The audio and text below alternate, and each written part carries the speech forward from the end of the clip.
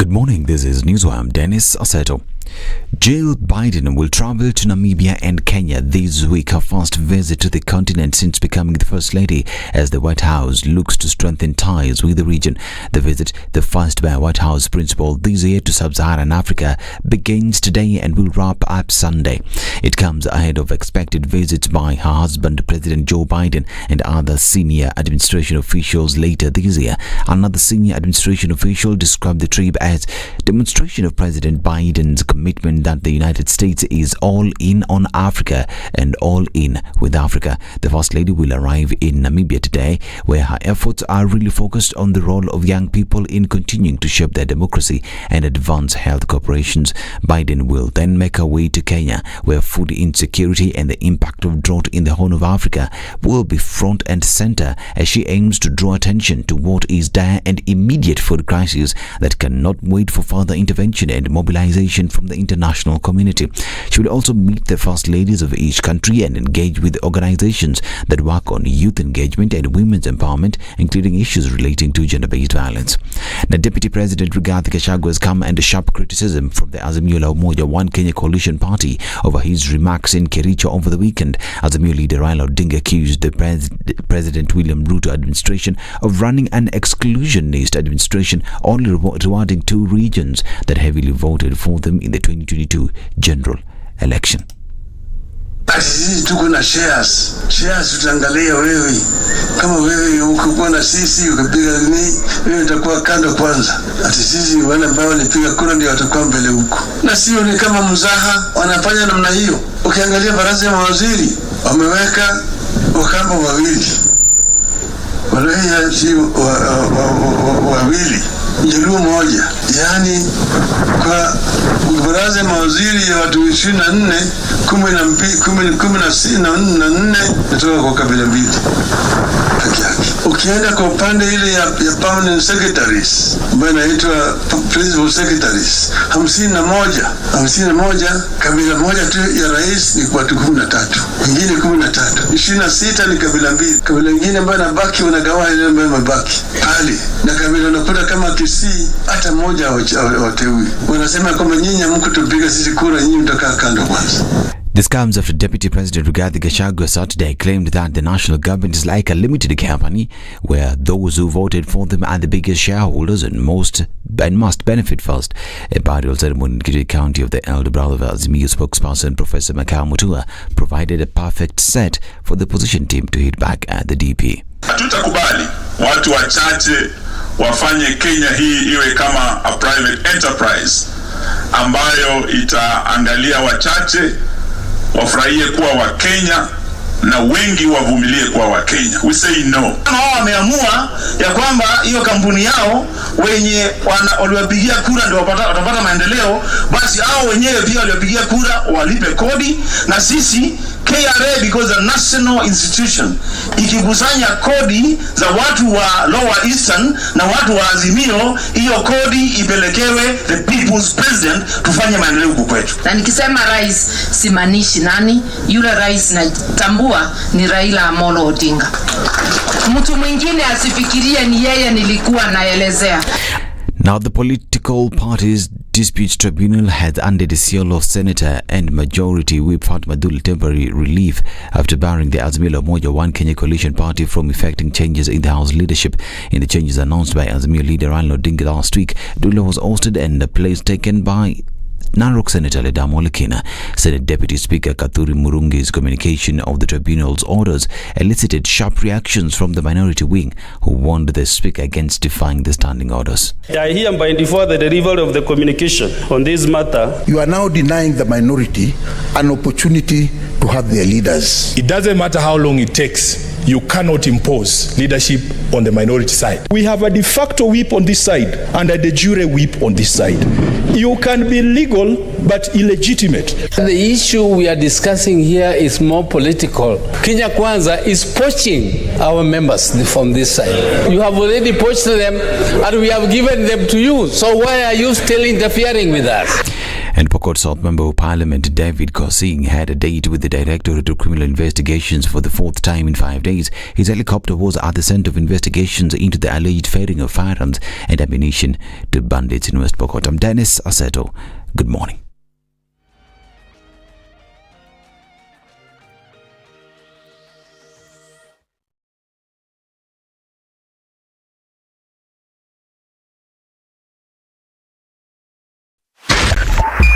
.5 Spice FM, Kisumu.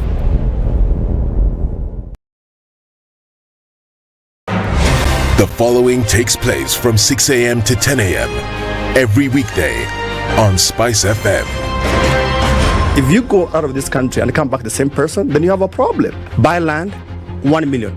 Put it there for 5 years. What's the purpose? It'll have increased in value. No, that's the thing. That's darkness. That's an eclipse. You don't do that. I hope you don't believe that a hustler is a poor person or that all hustlers are poor. I've seen that conversation. Tell us, who is a hustler? So who's a hustler? Hustler is a person who is making a living through hard work. Corruption in Kenya is a political accusation. The people who are actually corrupt are not pointed fingers at. Kenya is not free. Kenya imeshikwa na mateka. It's under siege. Have you seen that lodge on Nyeri Road? Very high fence. You can't even windows sleep inside. Up near the ceiling. Yes. And if you walk that midnight, you see bats the size of cows. And when it rains, it doesn't rain on that building. Yes. When you're at All Saints and it's raining, it doesn't rain on that building. The things people will believe. The Situation Room, Kenya's biggest conversation.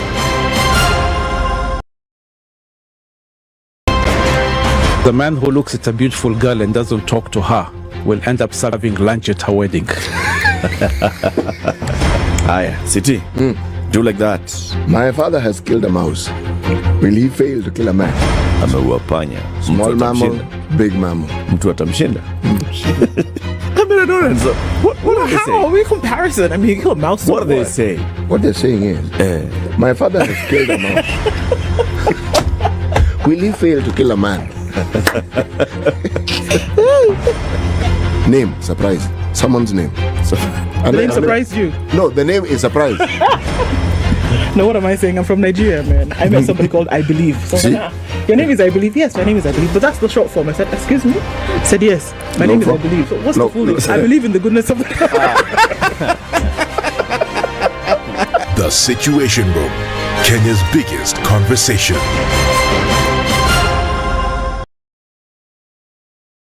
When you're impeached, you're impeached. When you're sentenced, you're sentenced. Madam Chief Justice. Until the sentence is set aside. Ukibeba vitu kwa roho utakufa. If you carry things in your heart, you will die. You've had the luxury of living for 50 years and you cannot still explain yourself. Surely. Oh my God. The reason for which you went to school and then gathered experience, that reason must be paid for. All right. Oh, okay. This level. Shape up or ship out. Levels don't change. No. It's about shipping out. You know my business partner here. Shipping out. Are we talking about the sheep in the bathtub? Or the sheep man. One of Talabu used to tell us a story of they were in school and they've been told to write composition about a sheep. His classmate raises a hand. Teacher, are you talking about a sheep or a sheep goat?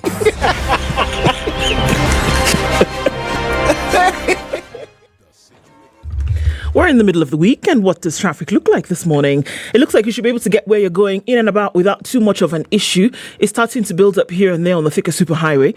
We'll see a little bit of traffic that's also coming out of Westlands. All right, what's happening on Uhuru Highway as you approach the Nyayo Stadium roundabout? Not much. You get into the CBD without too much of a hiccup at all. It's also starting to build up on Jogo Road here and there, but we'll probably see the greater signs of it closer to 6:30. Welcome to Wednesday. Let's have a safe one, shall we? Let's talk on SpiceFM KE on Twitter as we keep things moving this morning.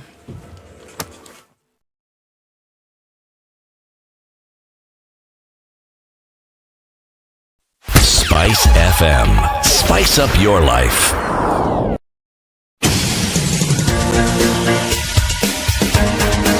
This is The Situation Room, the home of hard-hitting political commentary and penetrating insights about the state of the nation. This is a talk radio experience like no other. The Situation Room, a place for hard truths, debates, and elevated conversations. The Situation Room, witty, political, engaging, deep, controversial. In the room, we have C.T. Muga, researcher, academic, seasoned political observer, a fountain of wisdom in these politically uncertain times. Ndu Oko, Nigerian by birth, Kenyan by choice, communications expert, Pan-Africanist, a truth seeker and believer in people power, and Eric Latin, agent provocateur, the man in the chair, seasoned journalist, news hound, a man who believes in punching up, not down.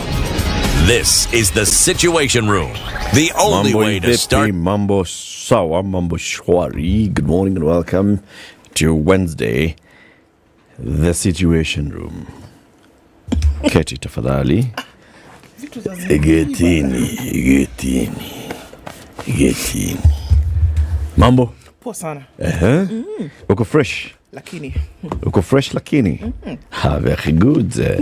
I think it's very good. I think it's very, very good. How was your day yesterday? It was busy. I was running up and down, doing many things. Running.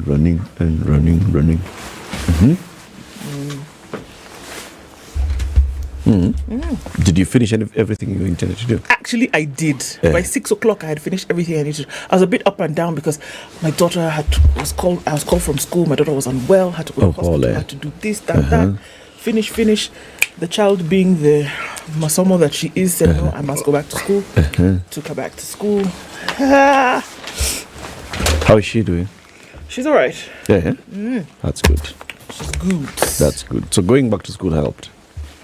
Sorry? Going back to school helped. Helped who? Her. Yeah. She's just...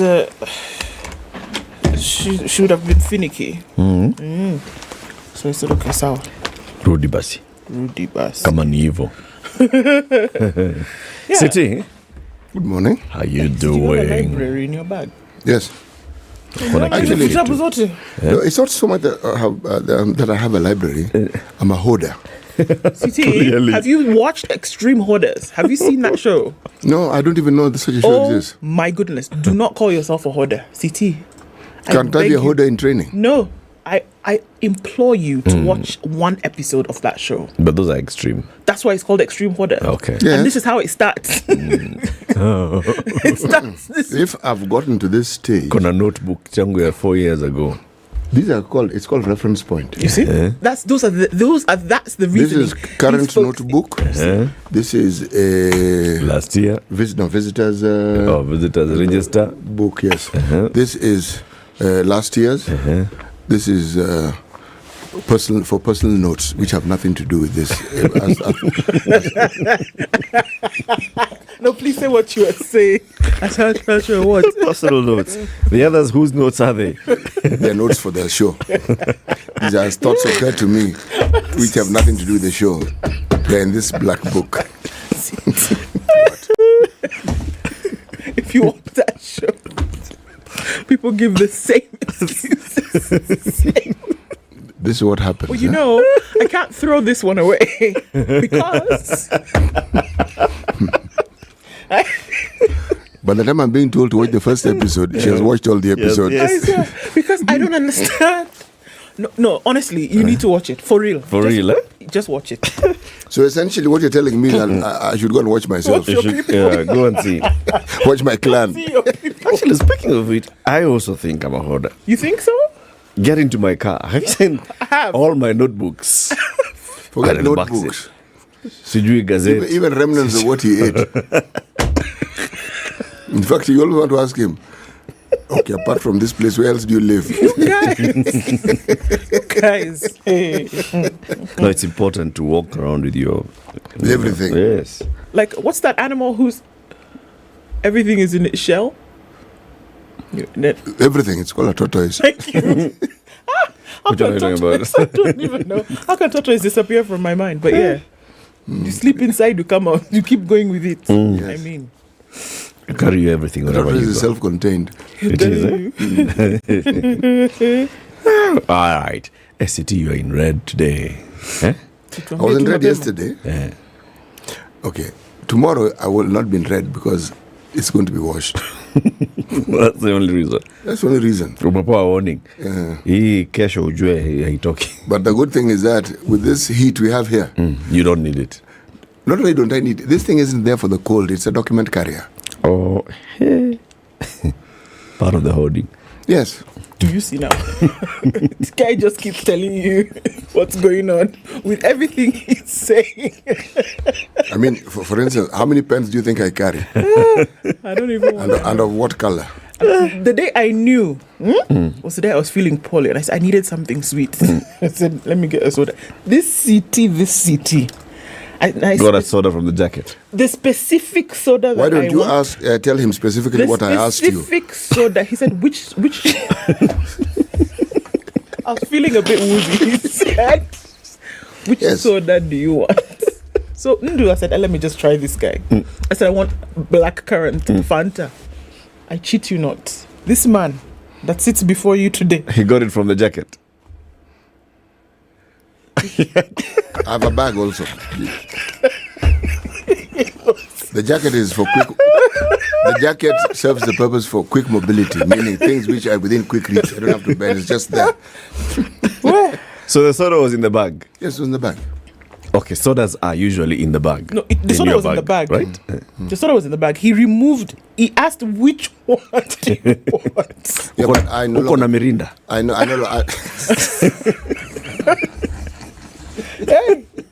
You know, there's some soda that you only find in the mountain, in the region. In a lowly kiosk. But it's a really nice soda. It really is. In fact, the lemon one. It's a really, really nice. There's a mirinda lemon. Yes. Look at this one. Unajua, I stopped carrying that soda because she shamed you. No. I've had people asking me if I've soda in my bag. No, like the other day, Kev from Vibes, he was looking for coffee. I told him, go and see it. And CCT. for real.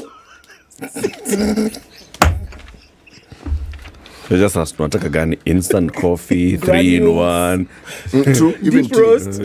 Deep roast. By the way, berries. some of these traits I learned from pastor friends of mine. When I worked mashinani, something I noticed about pastors, all of them had a briefcase. That briefcase didn't have money, it had clothes, but it also had a plate, it had a spoon, and salt. And someone who were partial to pilipili also had pilipili inside the bag.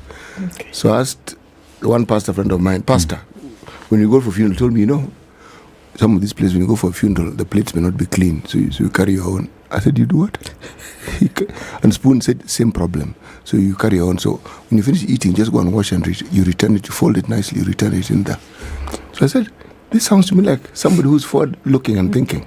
So this is me being forward-looking and thinking. I don't want you to ask me what we said last year and I can't remember. I'll just say... You just refer to the notebook. It's right here. Which date? Which date? Okay. Well, Hustler Fan, okay. When we first started discussing it, it was on the 28th of... I've got it. That's the purpose. But those pastors, hey, ni maringo to your pastor. You don't trust the plate, but you trust the food. If you notice the plates they carry, they're slightly bigger than the hands which are using. That's a thing. Anyway, let me tell you what we'll be discussing today. Sasawa. 7 o'clock, let's talk about misinformation on GMOs. We've been having that whole conversation about GMOs. Are GMOs okay? Are they not? Are they not okay? The executive director of the Alliance for Science, she's called Dr. Sheila Ochukboju. You've tried, Sha. Okay, say it. Ochukboju. Ochukboju. Ochukboju. Dr. Sheila Ochukboju will be joining us at 7 a.m. for the GMO conversation. She had to have a G in her name. And then at 8 o'clock, Understanding Negotiated Democracy, and we'll be joined by the Executive Director of Mzalendo Trust, Caroline Gaita. At 9 o'clock, we look at appointments in Kenya Kwanza, and we'll be joined by the Senator for Nandi County, Samson Cherargei. Keep it here for that. Tell us about COVID. All right, let's look at what's happening with COVID. around the world, this is interesting because over the last 2 weeks, the numbers have not crossed 678 million. We're looking at really lowered levels of COVID-19, with a lot of the world's nations dropping their restrictions, especially for travel. We're getting into the travel season with the Western Hemisphere experiencing spring and then going into summer. There will be a lot of travel, and they're saying, you know what, this is now a thing of the past. Come without any issues. We saw the same thing happening in the East. We saw it in Taiwan. We saw Hong Kong also doing the same thing, dropping their restrictions on COVID. China as well. So that's what's happening there. There's some stories interestingly coming out in terms of a new study shows that COVID-19 vaccinations are leading, or rather are showing, that you have fewer heart attacks and strokes and other cardiovascular issues among people who are infected with COVID. This is interesting because the vaccine is showing that, with COVID, people were prone to heart attacks because we're looking at a respiratory illness, and we're looking at the lungs having been affected, that folks who had COVID then those who succumbed in a lot of cases would have cardiac arrest. With the vaccine, they're seeing that those who had COVID, then their heart health is a lot better. The study, which was published on Monday on the American College of Cardiology, is the first to examine both full and partial vaccination and the link to major adverse cardiac arrests in the Western Hemisphere. So this is something that they're looking at. And I asked myself, as we look at all these studies that are coming up, how come the majority of the studies are being done in this part of the world? And I got the answer when I read something further yesterday, and it said, you know what? Because this is where the heavy caseload of COVID was. The likelihood of you seeing them doing this kind of research on this side of the pond is low because you just didn't have so many people getting COVID. So you're seeing, and why are they doing so many studies on the other side? Well, because large numbers of their populations got COVID-19, and there were many repeat cases of COVID as well. So it only makes sense. And voila, there was the answer. Kenya's looking at day 4 of no COVID. Let's see if we can get to 21, where now you can now say COVID was in Kenya. Hey. Okay. Are you online? Because we already live streaming the show, and if you are, let us know where you're tuned in from. We like saying hello to everybody who goes onto our social media handles, SpiceFM KE on Facebook and YouTube and Twitter, and telling us good morning. So say good morning to CT, Eric and Ndu, and do not forget, never forget our good girl, Edna. 23 minutes after 6. This is the Situation Room, the only way to start your day. The man who looks at a beautiful girl and doesn't talk to her will end up serving lunch at her wedding. Aya, City, do like that. My father has killed a mouse. Will he fail to kill a man? Ameua panya. Small mammal, big mammal. Mtu atamshinda. What are they How saying? are we comparison? I mean, you kill a mouse. What are they saying? What they're saying is, my father has killed a mouse. Will he fail to kill a man? Name, surprise. Someone's name. The name surprised you? No, the name is surprise. No, what am I saying? I'm from Nigeria, man. I met somebody called I Believe. So I was like, your name is I Believe? Yes, my name is I Believe. But that's the short form. I said, excuse me? I said, yes, my name is I Believe. So what's the full name? I believe in the goodness of The Situation Room, Kenya's biggest conversation. Partly cloudy conditions in Nairobi at 17. We'll see highs of 29 and lows of 16. Today, it's clear at 13 in Nakuru, highs of 29. And we'll see highs of 28 in a partly cloudy Nyeri, currently at 12. It's 13 and clear in Eldoret, highs of 27. And it'll go to highs of 32 in a partly cloudy Mombasa at 25. It's also 25 and partly cloudy in Malindi, highs of 31. And Kisumu will see highs of 32. It's clear at 21. 16 and clear in Kakamega, highs of 32 today as well. Looking into a mostly cloudy Kampala, it's going to go to highs of 28, where it's currently 22. coming down to lows of 19. Dar es Salaam is cloudy at 26, highs of 31. And Johannesburg at 14 is cloudy, going to highs of 24. It's a hazy morning in Lagos at 27, low sea highs of 34, while a cloudy Kinshasa at 24 will go to highs of 30. It's sunny at 5 in Beijing, highs of 9 and lows of -4, and we'll see lows of 7 in a cloudy Paris, going to highs of 12. It's 7 degrees and cloudy in London, highs of 10. And New York will see highs of 8, where Tuesday night is clear at 6.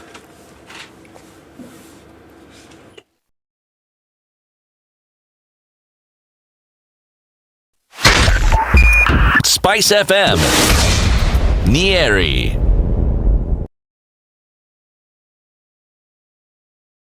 Mature, intelligent talk every morning. Spice up yourself.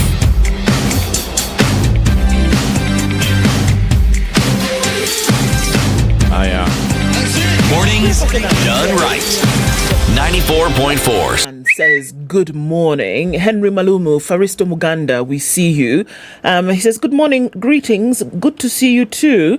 Good morning, Eric, CT and Ndu, getting you loud and clear from Kitutu Chache North. Specifically. Okay. North. McDonald McCang says, good morning, Spice FM. Karibia Kenothia Center is listening. Kabiria Kenothia Center. Okay. Mary Kiama is tuning from Kitengela, and she says she thinks she's a hoarder like CT. Oh, yeah. Tell us your story. Good company. Mary, tell us the things that you are experiencing. Hello, to make you feel Mary. You're part of this clan. Hi, my name is Mary, and I'm a hoarder. Okay. Hello, Mary. Hello, Mary. Lix Bet is tuning from Mombasa, and Leonard Gathu is tuned in from Pangani and says good morning. Collins, excuse me. Oh, bless you. Collins the Entertainer tuned in and says, hello, welcome guys to the show, much love indeed. Jumatano Njema, what is that? Atieno says good morning and says Jumatano Njema. Okay. Wednesday. Oh, Wednesday is Jumatano. Okay. Sure, Lindo. Laraba is Wednesday in Hausa. I know. Okay, anyway. Morning's Janeth says, good morning, beautiful people of Kenya. Good morning, Sir CT. So now there's the beautiful people, and you now and then cut above there's the rest. CT. Apple Jew. So you are more beautifuler than everybody else. Or, I don't know. That I believe. Oh, you're not among the beautiful people. There's that detail also. Janeth, please, for the purposes of peace, love and happiness, can you clarify what you're saying? Andrew Mark is tuning from Nakuru City. He says he's still waiting for the rains, and now we need to get on our knees and pray again. Yeah, we'll be in Jivanji today. Oh, Sabas. That's okay. Simon Odhiambo says Magarini is still burning. It was burning before. Hot. Heat No hot? rain. Okay, Sawa Basi, sorry. George Taita says, good morning, receiving you loud and clear, listening from Germany. Jane Dutar, good morning, lovely people. CT Ndu Eric, cheers for making my mornings daily. Asante Sana, sister. Thanks for joining us this morning. Okay, 2 more people we can see. Peter Wagongo says, good morning. You're doing a wonderful job of keeping us informed. Thank you for tuning in every morning, Peter. We see you, brother. Good morning, a lady and gentleman. Evans Nyang says, good morning. Karibuni Sana Nyote. Thanks for joining us this morning. Thank you. CT? Yes. Still in Tanzania? We are still in Tanzania. All right.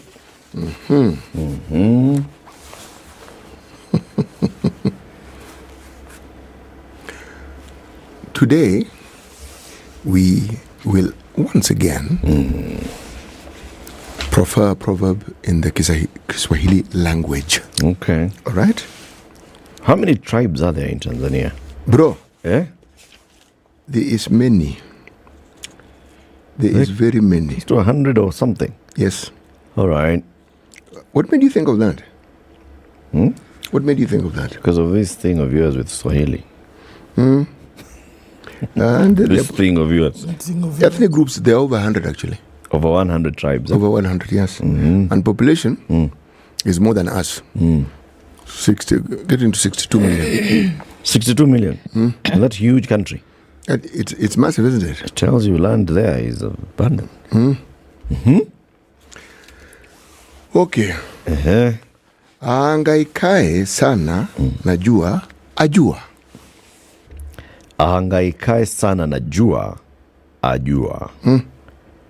And not ajua the game. No, it's not ajua. The game is ajua. This is ajua.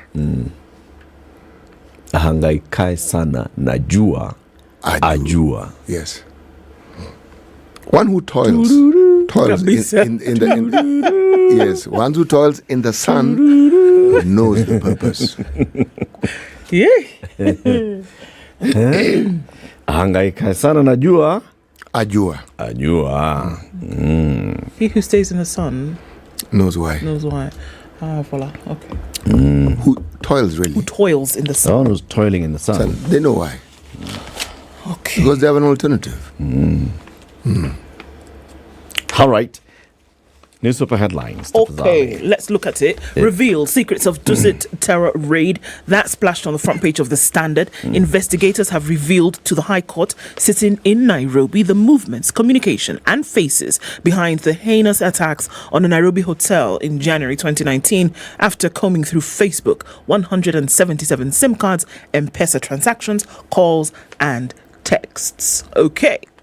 Agony of head teachers rejected at new schools. It's a thing, apparently, that schools are saying, hey, no thanks. Several head teachers and principals in parts of Nyanza who were transferred to new institutions are on the edge after they were rejected by a section of parents and school boards. We'll look at that as well.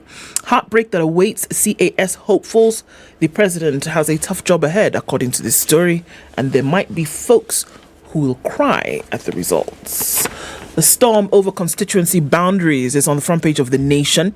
Race against time. Review of borders has stalled because a dysfunctional electoral commission, a dispute over a secret crucial document, and supremacy wars between rival political formations. State jobs. Raila accuses Ruto of tribalism. Okay. Cheaper food on the way. Yay! As the state allows duty-free imports. Allows.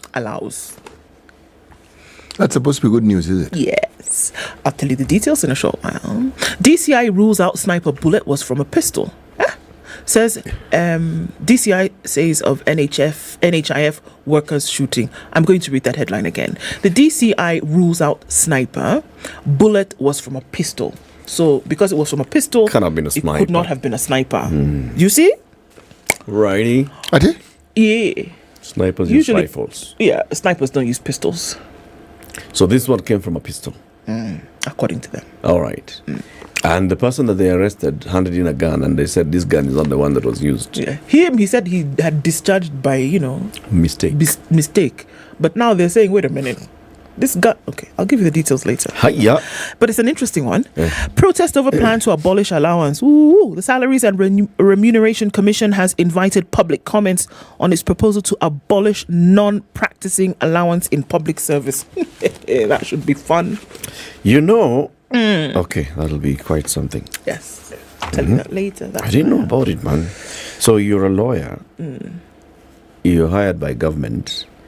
Now you'll not practice. So, for that reason, you will be paid by government. That's right. An allowance. They're like, aiwe. Hi, let me tell you what's on the front page of the Business Daily. Top security organ approved the purchase of Telcom for 125 bob. The National Security Council approved the state acquisition of Telcom Kenya for $1 from a UK-based private equity fund in a deal that has kicked up a storm in Parliament. Confidential Treasury documents that have been seen by the Business Daily indicate the National Security Council approved the purchase of the 60% stake from Helios Partners on grounds of risk to national security. In the deal, Kenya reimbursed Helios $51 million, which is 6.3 billion shillings, through a 3-year government bond for shareholder loans that the private equity fund provided Telcom Kenya to keep the loss-making entity afloat. The fund also forwent some 29 billion shillings it inherited from Orange in 2016 when it bought a 70% stake from the French telecoms operator. The transaction has seen Helios lose billions of shillings in Telecom Kenya, a blot for the PE fund that has made outsized returns from share dealings in Africa. So now this one is trying to tell the story from the other side. Anyway, we'll look at that shortly. Other headline. Ruto, Gachagua offices burst annual budget in 7 months. Come on. The president and his deputy have burst their full-year budget in 7 months, according to official data, amid austerity plans aimed at reversing past trend of borrowing to fund government operations. Latest data published by the Treasury CS, Professor Hu Jogona Dungo, indicate that the executive office of the president spent 9 billion shillings in the period through January against an original full-year estimate of 8 billion shillings. It represents an over-expenditure of 450 million shillings only. Only 450. We'll continue on that one. Tika headlines. Huduma number drive suffers setback with 84% budget cut. Kenya's globe-trottering cabinet secretary and foreign trade deals. That's Moses Kuria. Tax-free essential good imports to fight inflation, blah, and so on and so forth. City? Uko na hiyo gazeti inaitwa Yes, The Star. Nico na Star. Let's begin with the right top hand corner. Blue. Green. Baby. Okay. Green. Ruto. Headache. Tough balancing act in CAS jobs. The story is on page 6. Then, bang in the middle, Uhuru faction called NDC to sack rebels. Kioni calls on top party organ in a fight back plan to counter Jubilee takeover by Ruto allied team. That story is on page 4 and 5. And then there's usually a picture, very colorful picture, smack in the middle. Today, the headline is Women MPs to wear locally designed clothes to boost SMEs. And in the picture, there is this array of legislators. It's a bevy. Yes. It's a bevy of legislators.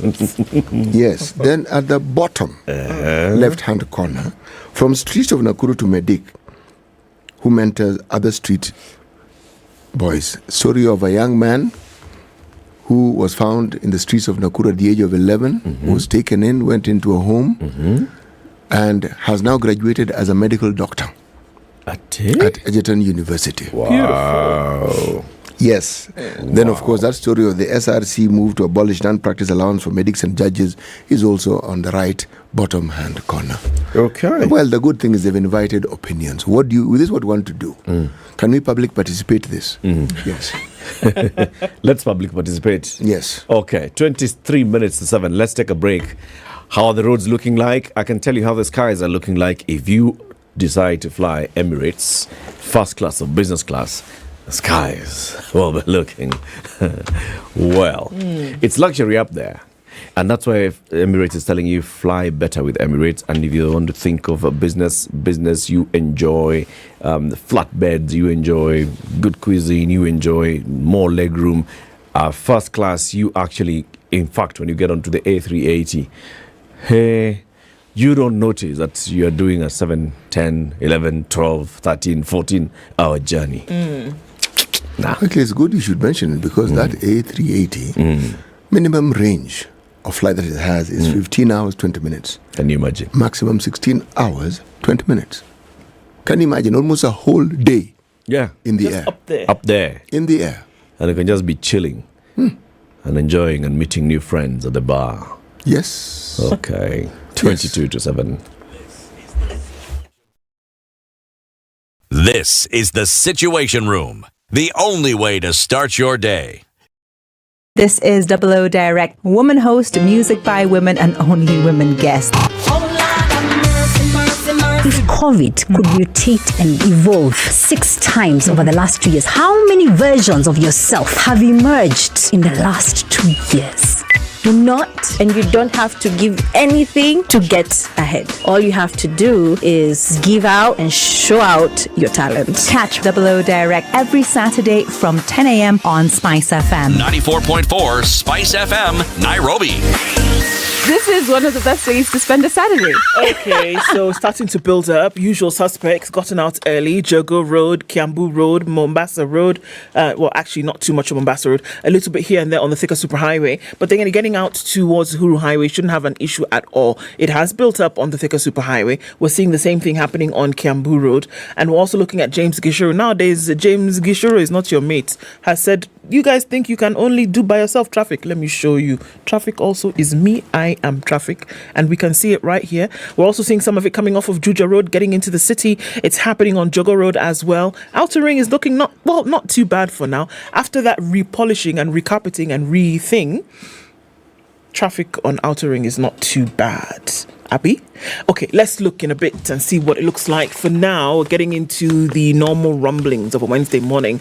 Talk to us on SpiceFM KE, all in an attempt to keep things moving this morning.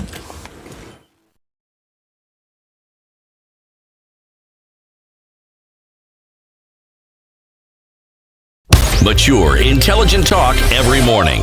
Spice up yourself.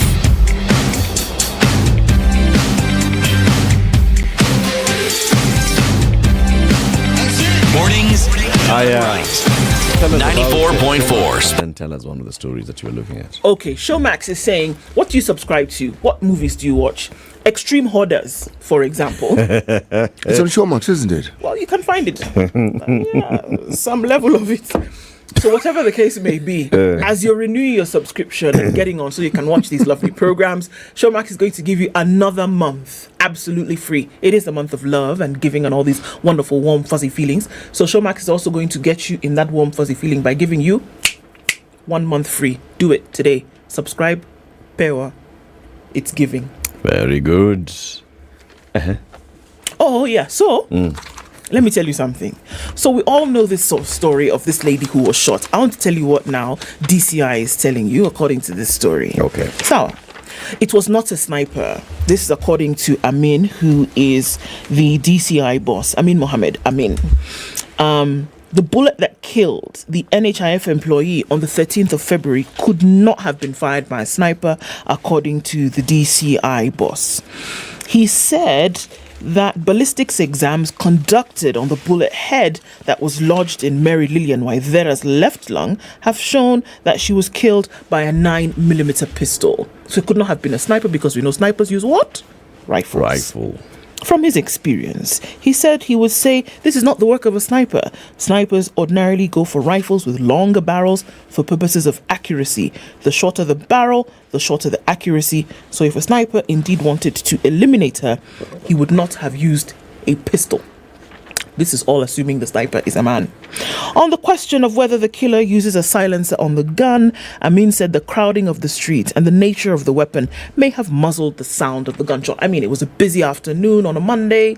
There were people walking around hooting, all sorts of things. It would have been hard for you to hear, especially if it traveled, right? At the point of the release of... Especially if what traveled? Especially if the bullet traveled, the sound would have been lost through the distance. Okay. Well, the bullet always travels. So now, when the sound from the release of the gun, you may not have heard it because the gunshot itself was going on. The gunshot itself, right? Okay, you would not have heard it. There's traffic, people walking around, blah blah. Okay, he said at the point of the release of the thrust, we may not have been able to hear. But then you realize that a 9mm bullet will travel at least a distance of 1 kilometer. Looking at where she fell and where they assumed it came from. Okay? Again, considering that the area was the CBD, a crowded place, the possibility of hearing the gunshot would be minimal. Preliminary investigations show that Waithera, a former registration officer at NHIF, she did the things that she did, walked as she had a joyful chat with her friend in the CBD. They were crossing, she held her chest, fell to the ground and asked for an ambulance because she was in pain. In other words, the news story is over. Now we are back to the... Well, exactly. This is what I'm saying, the blah blah. We're going back to where we were. The news in this story is that DCI is now telling us it was not a sniper, it was a 9mm. Who shot the 9mm gun? And most probably not at close range. We do not know. We do not know who shot the gun. We do not know if there was an intent to kill. We do not know if it was a mistake. We do not know. Today is what? A week later plus some days. We don't know. Let them continue investigating. So they're continuing with the investigations, which then is how the story comes to an end. Investigations continue as to exactly what happened. But sniper, trained assassin, no. So. Okay. Now, there's an ongoing operation in the North Rift, right? Yes. Where we even have now the military being deployed to go and do the thing and make sure that those bandits are brought to book. Kenya has roped in the US to flush out bandits from 5 counties in North Rift. All right. Akina FBI, CIA, those guys. Oh, who? No, the bigger ones. Oh, Army. Sources at Vigilance House say the US is helping Kenya with satellite images of the bandits' locations, routes, and hideouts as part of the intelligence information that KDF and the police are using to flush out bandits from Turkana, West Pokot, Baringo, Samburu, and Elgeyo Marakwet counties. The intelligence information collected by the US and Kenya is also helping the government to understand how bandits operate, their financiers, the source of weapons, and the people involved. Okay. Kwa hivyo? Yeah. I'm just wondering, okay, so the US is doing what? Yeah? They're giving us satellite images and they're also helping us with intelligence information. That means for all these years, we've never really gathered intelligence about how bandits operate, how they move, who finances them, the source of their weapons, and the people involved. Kenya is the seat of the regional focal point on small arms. That regional focal point actually tracks illicit firearms. And they have data that supports the work they're doing and clear indicators of how whatever it is they're talking, this proliferation happens. Yes. They know. Maybe it's only now they decided to employ these channels for this particular conflict. So now we're using satellite. Now America has decided to give us satellite images so we can see the bandits. Or before you didn't think of it that it could be an option. So it's only now. Maybe it has happened before. We're just not told. Because if, say for instance, the satellites are being used to monitor, will we? If we're not told, will we know? Okay, even now that we've been told, what do we actually know? Okay. Ndio ujue kazi zafanywa. Higher. Let me continue. The information provided is helping security agencies seal supply routes, stop supplies to bandit hideouts, tap their phones, identify their leaders, and learn how the criminal gangs are operating despite going further deep into the hilly forests. A senior police officer said the operation in 5 counties that are already under curfew will ensure bandits are arrested for interrogation and prosecution to establish those involved and markets for their meat, which are believed to be in Nairobi and its environs. The arrests are meant to ensure human rights are observed, identify the source of weapons, and how the criminals access them. The police say the arrests will identify local leaders and business people involved who might be arrested as well as blocked from vying in future polls. I see a long tail here. But it's okay. Let's give them the benefit of the doubt for now. But I am giving them a small benefit of a lot of doubt. You're giving them a lot of doubt. Okay. City. Yes. You tell us that story. You know, anyway, I'm looking at the Star. And I'm looking at a story on page 11. Okay. World Bank warns tax increases risk widening inequality gap. It says the move likely to further burden households faced with high cost of living. Now, every once in a while, there is a certain index and comes out yearly. Now, it's called the Poverty and Shared Prosperity Report. Okay, the 2022 report states that the impact of raising tax in developing nations, unlike that of the developed nations, is likely to reduce inequality. To reduce inequality or to increase inequality? Increase, sorry. Okay. No. In developed countries, it reduces... Oh, in developed countries? Yes, it reduces inequality. Okay. Okay? But in developing countries... It widens inequality. It widens it tremendously. And they say, for instance, an example, the 130 richest Kenyans have more wealth than 33 million Kenyans combined. Just for example. Okay. And the richest 1% accumulate 7 times more wealth than the poorest 50% of the population. That is between 2020 and 2021. And then, so the question you want to ask is, those who are considered the richest, how exactly do we tax them?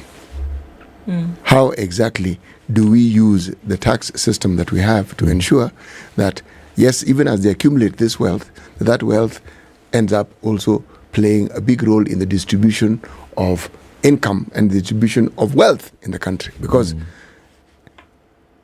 this report indicates clearly that the taxes that we currently have, whether it's excise tax, whatever tax the government has introduced, where it's felt the most is in the household, because it's making the cost of living go up and up and up.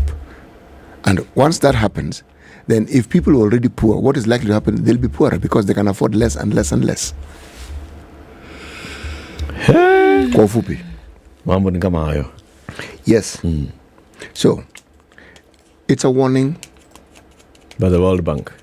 By the World Bank. They're saying, folks, don't tax people more. Relax, rethink this thing. But this is a global report. It's a global report, but... Is it being consumed by the World Bank and IMF office in Nairobi? I believe it is. Okay. So we hope that it will also be consumed by the guys at the Treasury. There's always... We live in hope. Okay. I can only hope, man. Sasa tufanye nini? Tunangoja tu. Ndo. Okay, so... Medics, lawyers, they protest SRC's plans to abolish allowance. SRC said, you know what? This non-practicing allowance. Okay, allowance for people who are not practicing. It's not happening. Health workers now are protesting. There's a picture there of KMPDU Secretary General Davji Atela. They have said this SRC move to do away with non-practicing allowances, we do not like it. The SRC had invited public comments on its proposal to abolish the non-practicing allowance in public service. Its removal could see thousands of public service workers, including lawmakers, I beg your pardon, including lawyers, there's a difference, lose their perks. The non-practicing allowance was introduced to attract and retain scarce professional skills in the public service. At the time, the government was worried that trained professionals would go into private practice. And they needed them to work for government, obviously. So what did they do? They wanted to make it hard for the low-paying public sector to attract top talent. It would make it hard for that to happen. So they introduced this allowance. Come work for us, we give you this thing, isn't it? Okay.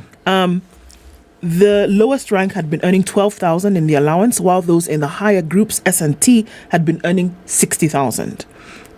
SRC says there is a glut of doctors and lawyers in the market, eliminating the need to continue paying the allowance. See, the people are looking for jobs. That's what they haven't been employed. They've not been employed. How's that first time, at the very beginning, they said, look, everybody's going to private practice. Nobody's coming to work for the government. Now we need to attract them. So let's attract them and we give them an allowance. Now they're saying... We understand that if you go to private practice, you're earning. And if you come to government, you're not going to be earning what you're earning. So we'll give you an allowance for not practicing. But now we have so many lawyers who've been trained and they're not even in private or surely. Why are we paying? Why are we paying the allowance? So we're moving this allowance. Yeah. People said, no, not going to happen. They said over the years, the capacity and need for professional skills in the public service has progressively grown to fill the gap for which the non-practicing allowance was payable. Consequently, SRC proposes to advise the national and county governments, you've heard, proposes to advise the national and county governments that non-practicing allowance be abolished and ceases to be payable. When they did that, KMPDU said, nah. You don't have the power to abolish, and that health workers will fight to push the perk.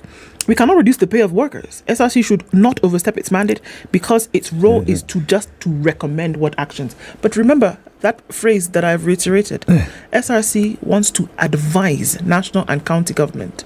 They don't want to abolish. They want to advise them to abolish because they know it's not within their mandate to do that. Madaktari hapo wanasoma sheria gani? They know it's not within their mandate to abolish. No, they can abolish. But they're asking for public participation so that they can now advise county and national government to abolish. Because the reason why it was in the first place and this move is moot. It's moot. But why now? Why do they feel? Because we're looking for money. Not only that, the justification that was there then No is longer no longer exists today. Really? So at some point there, we were saying, Really? we are looking for engineers, we are looking for lawyers, we are looking for doctors, and we only have a few people. And those few are preferring to work in the private sector. Okay? So to attract them to come to work for government, let's acknowledge that, all right, so if you come and work for government as a doctor, you're not going also to be able to work in the private sector. If you come and work for government as a lawyer, you're employed as a legal whatever in the Ministry of Lands or Ministry of, say, whatever ministry. You'll not be able to practice as a lawyer, okay? So we give you an allowance for non-practicing. Now, SRC is saying, looking at the market, how many lawyers are actually admitted to the bar every year? How many are out there? Surely, we cannot still be saying that we have not seen them. Doctors are themselves are saying we have so many doctors who've been trained and haven't been employed. So the private sector is not absorbing those doctors. Okay? That means there's opportunity for them to come and work in government. There is no glut. There is no glut. Because when you say you have enough doctors, what are you saying? Not enough. Not enough. That's what they're saying. They're saying the positions now in government. They're saying there are more doctors than for which they have positions who are unemployed. Actually, than the positions yes, I hear what you're saying. I've gone beyond that. Because everything they're saying equals what I am saying. That we don't really need doctors. We don't really need to employ more doctors. No, CT. Yes. No. That's not what they're saying. We need to employ more doctors. We just don't need to pay them an allowance for non-practicing. But if you are not going to compensate them for not going into practice, what do you think you are doing? You're hiring them. No. You're giving them a job. No. You are repelling them. You are telling them. Repelling them to where? You are telling them there's no not competition. Okay, there is. If there was competing markets, then there would not be an abundance of doctors who have not been employed. Actually, the competing market is growing.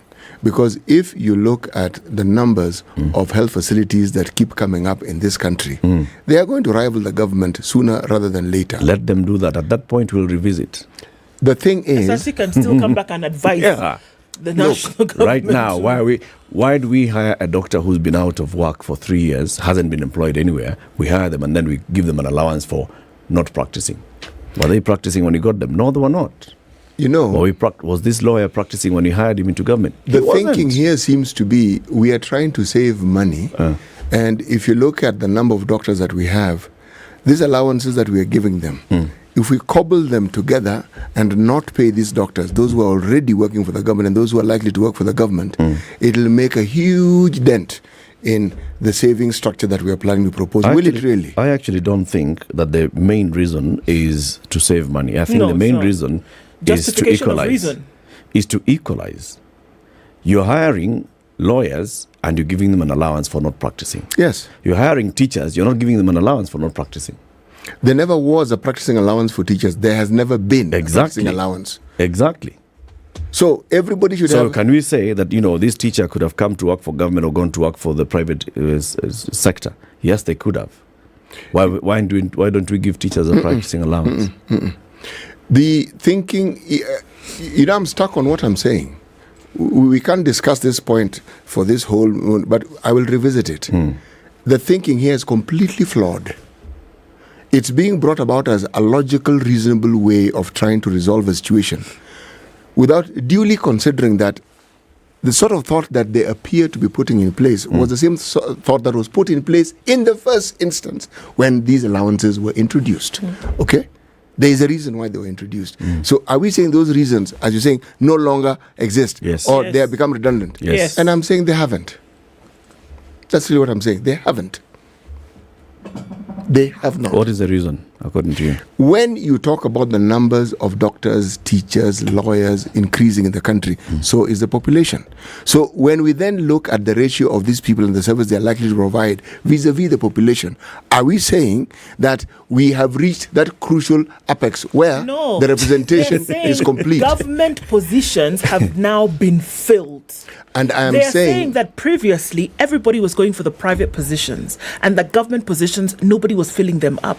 These doctors, these lawyers. And so in order to attract them to these government positions, they said, let's give you an allowance. Now there has been a proliferation of these folks in these government positions, that there's no space anymore. No, So there's still space. The only thing is, we have more unemployed doctors and lawyers out there than positions the in demand, government. even in You see? government. Yeah. the fact that we have lawyers and doctors and teachers who are unemployed, we are saying that it equals the supposition that we have saturated it. We haven't. We haven't. We But we haven't. must not pay them an allowance for coming But to now work you for don't need government. to pay them an allowance anymore. You do. It's 7 a.m.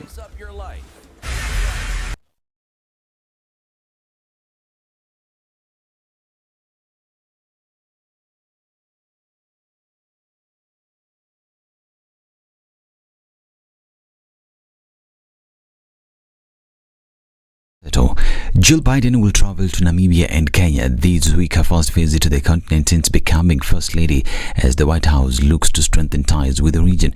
The visit, the first by White House principal this year to sub-Saharan Africa, begins today and will wrap up Sunday. It comes ahead of expected visits by the husband, President Joe Biden, and other senior administration officials later this year. Another senior administration official described the trip as a demonstration of President Biden's commitment that the United States is all in on Africa and all in with Africa. The First Lady will arrive in Namibia today, where her efforts are really focused on the role of young people in continuing to shape their democracy and advance health cooperation. Biden will then make her way to Kenya, where food insecurity and the impact of drought in the Horn of Africa will be front and center, as she aims to draw attention to what is a dire and immediate food crisis that cannot wait for further intervention and mobilization from the international community.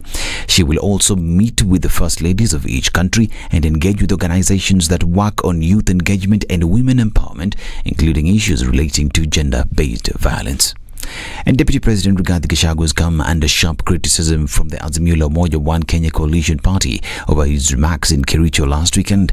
Azimio leader Raila Odinga accused President William Ruto administration of running an exclusionist administration, only rewarding two regions that heavily voted for them in the 2022 general election.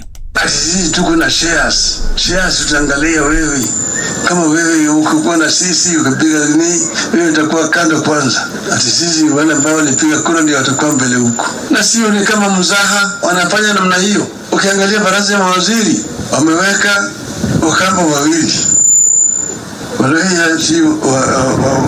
wawili Jaluo moja, yani kwa baraza ya mawaziri ya watu 24, 14 natoka kwa kabila mbili peke yake. Ukienda kwa upande ile ya permanent secretaries ambayo inaitwa principal secretaries 51 kabila moja tu ya rais ni watu 13, wengine 13, 26 ni kabila mbili. Kabila nyingine ambayo inabaki wanagawa ile ambayo imebaki pale, na kabila unakuta kama Kisii hata moja wateui wanasema kwamba nyinyi hamkutupiga sisi kura, nyinyi mtakaa kando kwanza. This comes after Deputy President Rigathi Gachagua claimed that the national government is like a limited company where those who voted for them are the biggest shareholders and must benefit first. A burial ceremony in Kitui County of the elder brother of Azimio spokesperson Professor Makau Mutua provided a perfect setup for the opposition team to hit back at the DP.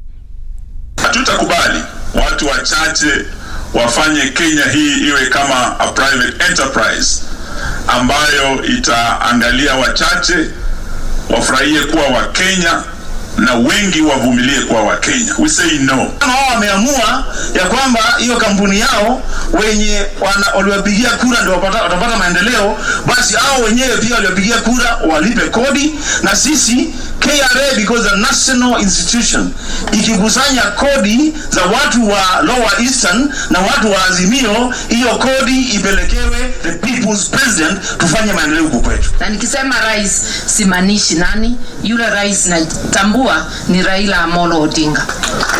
Mtu mwingine asifikirie ni yeye nilikuwa naelezea. And the political parties disputes tribunal has handed Isiolo Senator and Minority Whip Fatuma Dula temporary relief after barring the Azimio la Umoja One Kenya coalition party from effecting changes in its House leadership. In the changes announced by Azimio leader Raila Odinga last week, Dula was ousted and her place taken over by Narok Senator Ledamo Lekina. Senate Deputy Speaker Katuri Murungi's communication of the tribunal's orders elicited sharp reactions from the minority wing, who warned the speaker against defying the standing orders. I hereby defer the delivery of the communication on this matter. You are now denying the minority an opportunity to have their leaders. It doesn't matter how long it takes. You cannot impose leadership on the minority side. We have a de facto whip on this side and a de jure whip on this side. You can be legal but illegitimate. The issue we are discussing here is more political. Kenya Kwanza is poaching our members from this side. You have already poached them and we have given them to you. So why are you still interfering with us? This is News. I'm Dennis Asaito. Good morning.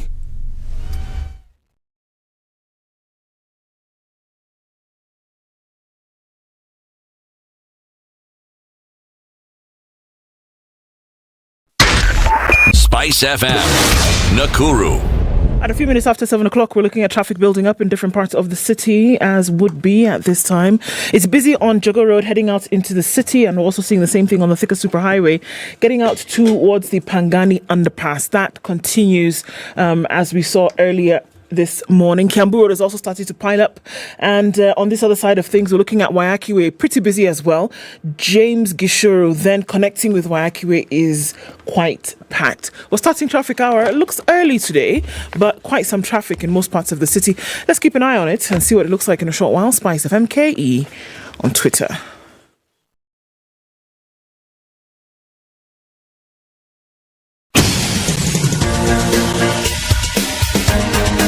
This is The Situation Room, the home of hard-hitting political commentary and penetrating insights about the state of the nation. This is a talk radio experience like no other. The Situation Room, a place for hard truths, debates, and elevated conversations. The Situation Room, witty, political, engaging, deep, controversial. In the room, we have C.T. Muga, researcher, academic, seasoned political observer, a fountain of wisdom in these politically uncertain times. Ndu Oko, Nigerian by birth, Kenyan by choice, communications expert, Pan-Africanist, a truth seeker and believer in people power, and Eric Latif, agent provocateur, the man in the chair, seasoned journalist, news hound, a man who believes in punching up, not down.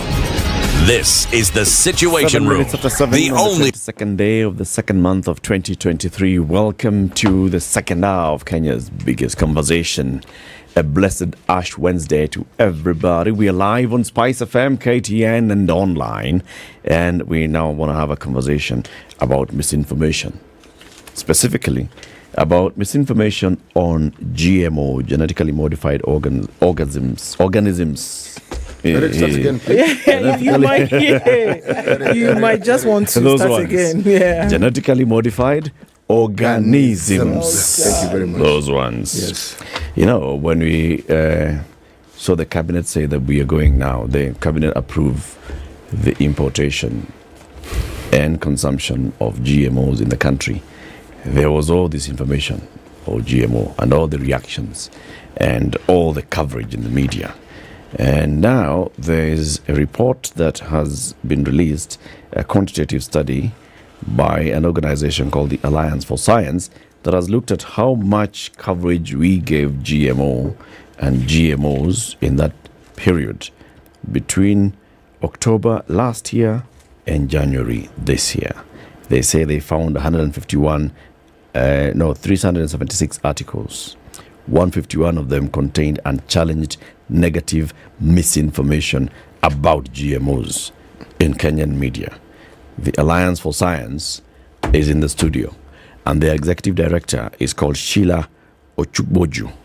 Yes, hello, good morning. We want to welcome her, the way we welcome our guests, with the day's proverbs. Today's proverb is interesting. Yes, our proverbs for the whole of this week are from the country of Tanzania. Okay? Ahangaikae sana najua, ajua. Ahangaikae sana najua, ajua. Whoever toils in the sun knows why. Whoever toils in the sun knows the reason they're doing it. They know the purpose. Okay. Dr. Sheila Ochukboju. Hi. Good morning. Good morning. Welcome to Kenya's biggest conversation. Thank you. It's a pleasure to be here. That proverb is from Tanzania. Did you get the Swahili version of it? No, my Swahili is not that good. The English version, though. Yes, the English version is very deep. Whoever toils in the sun knows why. Yes. What's your interpretation of that? What are the Tanzanians telling us? They're telling us that they know the value of the work that is done, and that it is by toil that we shall have food, that we shall have provisions, that we shall prosper. So the toiling is not for anything. It has a reward. So I guess it's an encouragement, although you know how African proverbs are. They're encouraging in a kind of backhanded way. Yeah. They're not obviously inspiring, but they're telling you, you're toiling, but you know why. Good things will come out of it. You're out there, you're in the sun, you look like you're crazy, but you probably have a reason. Yeah. Okay. Now, tell us about the Alliance for Science. Yes. So the Alliance for Science is a global science communication initiative. We are based in Kenya as where our core team are for the Global South, but we also have another core team in Bangladesh. Our head office is in Boyce Thompson Institute on the Cornell campus, Ithaca, New York State. We have coalitions in Latin America. We have team members in Europe. So we look at science communication across the board. We're very well known for our work in challenging misinformation on GMOs because that has been ongoing for decades. Ever since I left the laboratory, which was more than 3 decades ago, it actually hasn't changed much. Yeah. What were you doing in the lab when you were in the lab? I was one of those early scientists that was doing genetic engineering even before we had sequenced the genome. So I was in London University. I did my PhD. I left by 1996, went to Oxford, and was working on integrated pest management systems. So we were then looking at disease tolerance, pest-resistant crops. We didn't have the tools that we have now. We didn't have the techniques, but we knew that nature itself had answers for pest control. And we were learning about the genetic tools which nature has in itself, and we were trying to recreate them. So now, 3 decades later, they've been recreated. They're easy to use, to be applied. But yet the uptake is not much more than it was when we were struggling to figure out what happened inside the crop. Why? Well, it's one of those things. Every technology has it has to come across convention. Every single technology, like microwaves, like even cars, you come across people. As human nature, we like what we know. And so when the new comes along, there are very few early adopters, and they have to push against the resistance of many things. So there's a fear. But there's also, I don't want to dismiss that fear as just fear, because food is part of our identity. Every culture, how we eat, who we eat with, what we do when we eat is part of how we affirm our humanity. Yeah. So it's not just about the food. So when so our food is sacred in many ways. So it's easier for us to adopt technologies that have to do with disease. because we know we've got a disease, there's something being injected into us, we don't know what it is, but we don't want to die. We accept that.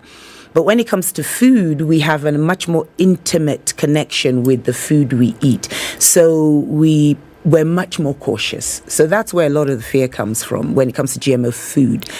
Because when you look at GMO technology, look at insulin. Most insulin is GMO because it has to be for the production. In the old days, insulin was developed from pigs. So and that was actually quite dangerous because a lot of people had allergic effects. But now most people who are diabetic are injecting GMO insulin. And there's not a huge backlash against that. But there is when it comes to food. The question that one always asks when one talks about research is who funds that research? Okay. Who is behind it? Research is funded by many different entities. All of my research when I was in the UK was funded by government. I was a government scientist. A lot of the research here on GMOs is funded by government, so it's part of government national budget. So if you look at the work that is done here in Kenyatta University, in Isipe, in Nyeri, a lot of it is government funded. There are also private foundations that fund it. There are also individuals that fund it. So it's a plethora of people who fund the research. When we come to research on food, there is an African Union stipulation that actually most countries should take 10% of their GDP and put it towards that research. Well, of course they don't. And they haven't, even though they signed the declaration. But it's for us as citizens to ask government to push them to adhere to the conventions that they signed. They should put their money where their mouth is and fund researchers to look at the traits that they're interested in their country. You know, when that question is asked, it always has a negative connotation in that the research might lean towards the desires of the funder. And yet, findings are just that, findings.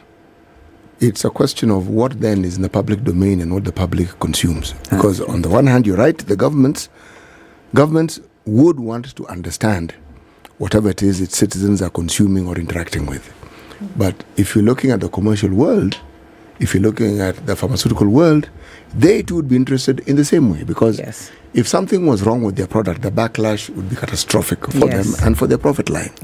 But then there's this little nexus, there's this little matter. The balancing act between the interests of the private foundations, the big pharma, governments, because many of the funding opportunities that governments have, it is funding that goes through them. It may not necessarily be monies that they themselves have actually generated from their own coffers. So, in the middle of all this, there's a citizen. Beyond findings such as the ones that you have, how do citizens readily get to access the information that is there? Because there's a lot of it out there. How does one access it? How is it made? The question is, how is it made accessible? Well, most public funded research, most research generally is publicly accessible these days, online, etc. But we have to go the extra mile because then there is a gap between those. I mean, you don't just wake up in the morning and say, oh gosh, I feel like reading a research paper. Nobody does. Nobody does that.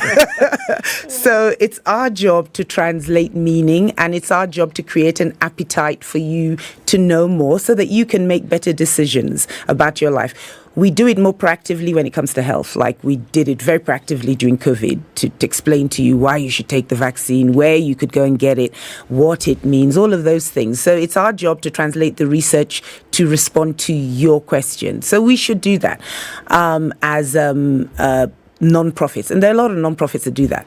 But there are also a lot of activist organizations who also do that, translate research based on whatever they are set up to do, or based on their own philosophical or ideological standpoint. But now, all across the world, governments are putting in a component of science communication in the research funding. So at least 10 or 15% of your money has to be spent on science communication. You can't just publish a paper. You must go to a community project or something. You must talk to the radio and TV. Scientists don't like it. They haven't ever really liked it. We try to train them and they do that, but that was the only way to push them to say the public funded this. They have a right to know what you've been doing for 10 years, before you bring it to the market. Sure. I mean, the genetically modified organisms conversation has been, it comes to the fore, it goes back to the burner, it comes back. Then more recently in Kenya, it has shown up once again. Yes. And even as you speak about previously when there was, insulin gotten from pigs, and then today when we are looking at synthetic insulin, it is a GMO substance. Yes. Now, when, again, the conversation came to Kenya, there is a lot of misinformation about what dangers lie in the consumption of GMOs, if any at all. So where has this misinformation come from? Because usually they say misinformation will come from somewhere where there is an element of fact. What's happening here? Okay, so if you look at misinformation, like a lot of fears about cancer, they're linked to maize. So we know that there is a substance called aflatoxin, which is in maize, and that has been linked to higher rates of cancer. But funnily enough, GMO technology reduces aflatoxin. So there are maize that have reduced aflatoxins and actually safer. So, and cassava has cyanide in it, and so many people eat cassava and die because it has cyanide, which is there as a pest control. It's a natural pest control, and so I guess there's an embedded fear that knowing that certain crops have certain traits that could kill you. And we've known that for generations. And funnily enough, even though scientists have been working to reduce those traits, those fears remain and then get linked to GMO in quite the opposite way, as you see what I mean. So you have to be cautious about your food. There are dangers in foods. You have to know what you're eating. And when you look at GMOs, you're thinking, well, I don't know what this is, so it must be the dangerous thing. So a lot of it comes from the fact that we know that there are dangers out there in nature. A lot of it also comes from the fact that as I said, there is a natural fear of the unknown, and that vacuum is often filled by those that want to keep us in what they think are safe spaces.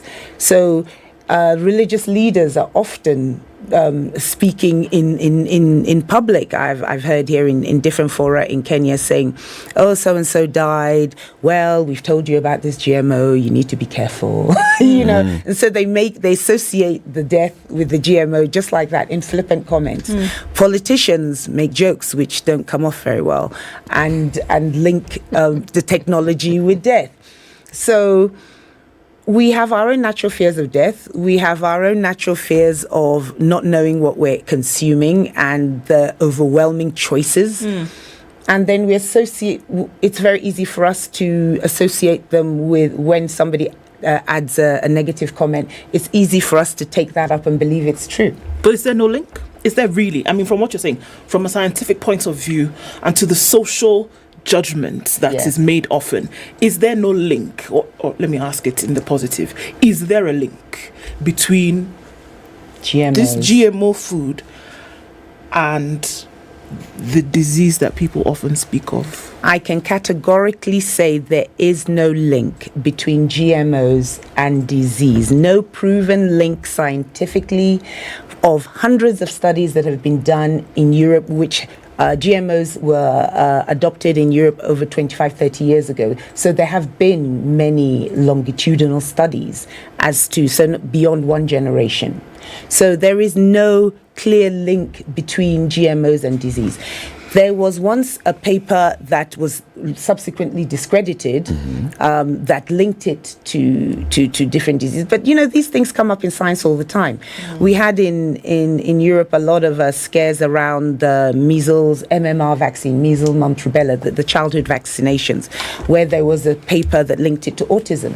And for nearly 20 years, we've been trying to get mothers back to immunizing their children, seeing a rise of measles and children still dying of these diseases that had gone because it was linked to a paper that was then taken down, discredited.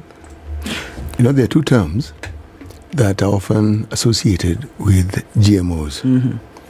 Crossbreeding and selective breeding. Yes. Now, if I look at those two terms, they've been in existence almost for as long as mankind has been in existence. Absolutely. Royal families, when there were such beings, crossbred because they understood that inbreeding brought about undesired consequences. Absolutely. So would you say that we've been involved in GMOs for as long as we've been alive? Nature in itself, the technology was learnt from nature. Nature in itself has been selectively selecting out traits for all kinds of reasons. So genetic modification, crossbreeding, is how we learned from nature that if we saw desirable traits, we tried to crossbreed, we tried to selectively breed. Farmers have been doing that from the beginning of time. We've been doing that. So it's only when we now look deeper at understood the genome and understood where we could find those traits and could we use the molecular scissors to cut this out and put it in there. We became more precise in that. So genetic modification is precision applied. It's a technology that adds precision to selective and crossbreeding, natural plant breeding technologies. That's not to say it replaces it, because we only do it for certain crops, for certain things. We still every year have all kinds of hybrid varieties of maize, of rice. We're still planting those because many of them are highly efficient, and we want that to happen. But with the acceleration of climate change, we're finding that selective crossbreeding, which takes 10 to 15 years, we just don't have that luxury of time anymore to wait for the best variety that will confer what we want. So we're applying it to the things that are most strenuous to us. You're helping nature along. I don't think we're helping nature along. I think we're learning from nature. And we, as human beings, have always learned from nature to survive. That's how agriculture came along. We're always learning something from nature to help us as a human race to survive. We never get ahead of nature. That just never happens. No, we don't. But you see, the reason why even we're having this discussion today, it isn't because of what we are saying right now. Yes. The content that we are right now engaged in. It is the commercial element that is associated with GMOs. That's true. There's a certain in-your-face approach to it where you are actually not informed, you are battered with it. Really? Yes, and there's a down-your-throat approach to it, whether you can swallow or not, that one often sees. For instance, if you're talking about something that is dear to the hearts and stomachs of many people in this country, maize. The moment you mention maize, and you throw in all the negative elements that are float out there regarding GMOs, and then you read the stories about GMOs and those who are behind it, the commercial elements, the loud noise is about the commercialization of it. Now, when you bring in commercialization, unfortunately, big pharma comes to mind. Now, when they come to mind and the practices that they've involved, or big industry. Yes. Now, all those elements come into play, and suddenly GMO doesn't look that good anymore. I understand that. I understand that because you're not looking at a technology on its own. Every technology is within a context, within a social context, an economic context, a political context. And so you're looking at where where do developing countries sit in the economic world? And so you're looking at the power of corporations, you're looking at the capitalist world system, and you're looking at that power dynamic. So often when people say, I'm against GMOs, what they're saying is, I'm against this power dynamic where I don't necessarily have the power to produce something, and I only I only have to acquire money from the same system and go back and take the choices that are offered to me. We saw that with vaccines. And it was painful because we didn't even realize how vulnerable we were, that we only produced 1% of our vaccines. And then we had COVID.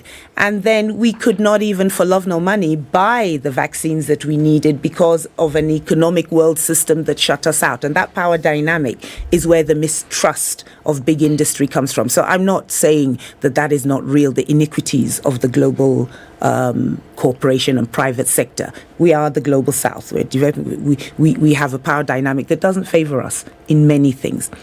But here's the thing.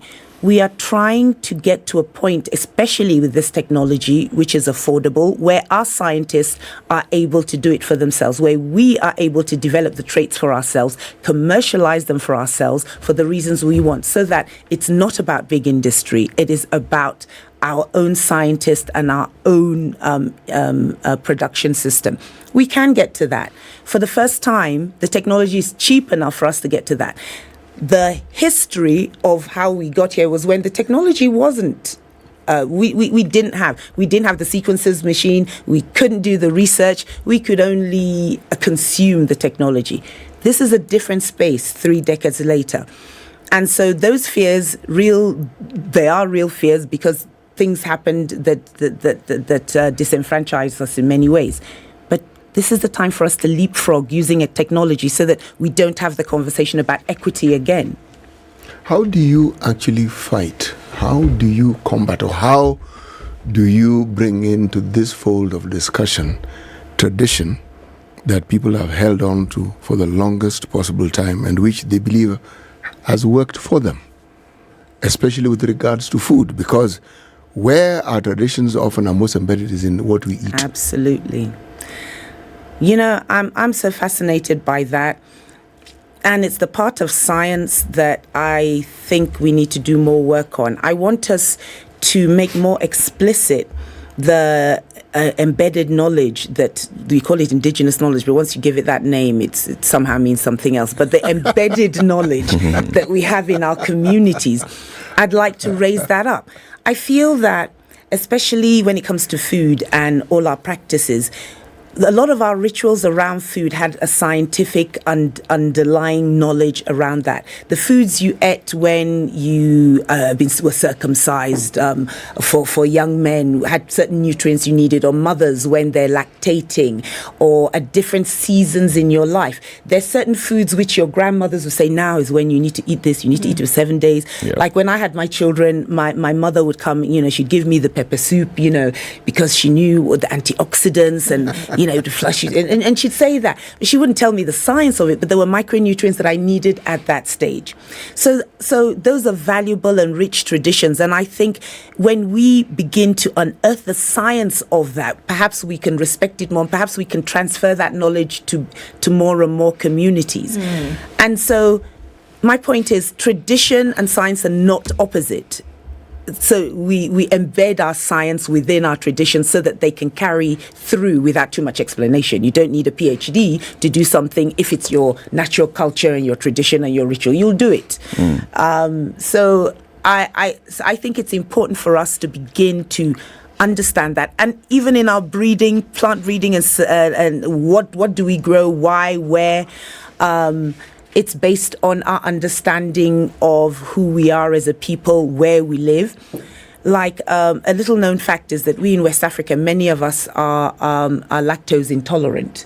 We don't have a huge dairy industry. We just don't have a taste for all the... We don't know that it's because part of our DNA actually just doesn't really like this.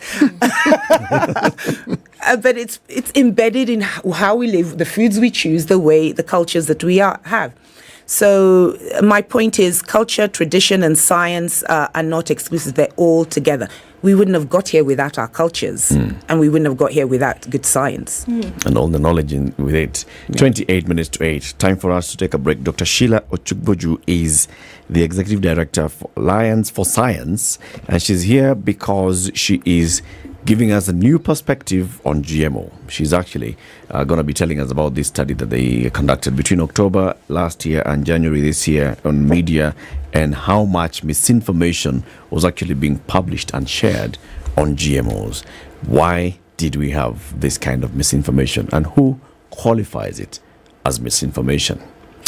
All right. Dr. Chukboju, I'm sure you travel a lot. Yes. And when you travel, I'm sure one of the airlines that you choose is Emirates. Yes. They say, fly better with Emirates. When you fly Emirates business class or first class, then you actually are in a hotel up there in the sky because of the kind of quality that they give you. Particularly if you're leaving Dubai on a long-haul flight into Europe, into Asia, into the Americas, into Australia, and you end up maybe getting onto the A380 and you go into the upper deck and the business class. Okay, business class. You just get on board like this, welcoming drink, champagne. Welcome, mama. Sit. This is where you... And you're like, okay, so where are my neighbors? No, that is actually your space. Big seat, you can recline. It has a minibar. You just open and take the drink that you want. It has ample entertainment. Also, there's an onboard lounge where you can go and chill and relax and socialize and spread the message of science to anybody else. Do you know that GMO is actually a natural thing? This is what you do up there in the sky. Fly better with Emirates. We'll be back shortly. This is the Situation Room, the only way to start your day. Celebrate the month of love with Coldstone Creamery. Enjoy the perfect date spot at Coldstone and get 2 slices of delicious ice cream cake at only 800 shillings. Surprise a loved one with a Coldstone Valentine's cake and treat them to a chocolate cake layered with strawberry ice cream, wrapped in pink frosting and finished with cascading ganache for only 2,500 shillings. Coldstone Creamery, making your Valentine's even sweeter. Get 2 months of Showmax for the price of 1 in a give Real Housewives, rich auntie vibes and that bling. Samakuwa Mocha, toast to luxury. In a give Single Cassie, girl power. Cheers! And gravity-defying Top Gun victory flyby. Haven't any fun yet? Woo!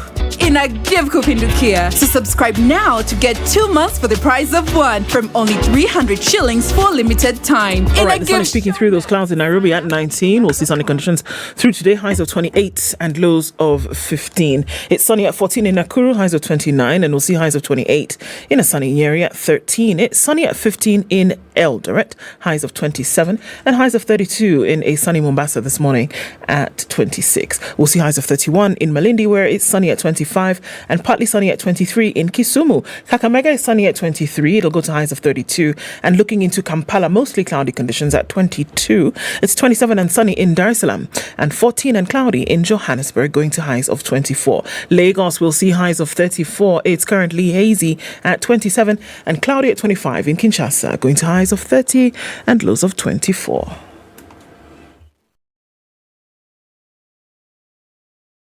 Mature, intelligent talk every morning. Done right. 94.4 Spice FM, Nairobi. Expect delays if you're on or going towards Jogo Road this morning because traffic is heavy and we're not seeing a break at all. It's heavy going all the way towards the City Stadium roundabout. You're going to spill over to Landis. A little bit of it is already seeping on and then out towards Kamkundi. So that looks a mess already. We're looking then at coming off into the city from the eastern part. Still pretty busy this morning. And the Thika Superhighway also jam-packed, folks. Heavy one more heavy traffic. It doesn't look like it's letting up. The service lane seems to be working for some folks, so there's an option for you to use. Kiambu Road also jam-packed bumper to bumper. We're looking at the same bumper to bumper situation on Limuru Road, coming out of Westlands and then going towards Wangari Maathai. That is very heavy this morning as well. Ring Road Westlands, James Gishoro, spilling over to Waiyaki Way, It's traffic hour this Wednesday and looks like it's going to be here for some time. The Southern Bypass always putting up her hand saying, here I am, guys. Stay away from these folks with so much traffic. SpiceFM KE on Twitter. Talk to us about where you might be stuck this morning or where you find a good route. Keep things moving this morning.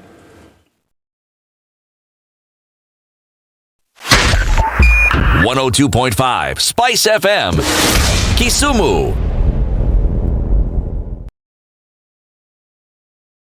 Mature, intelligent talk every morning. Spice up yourself.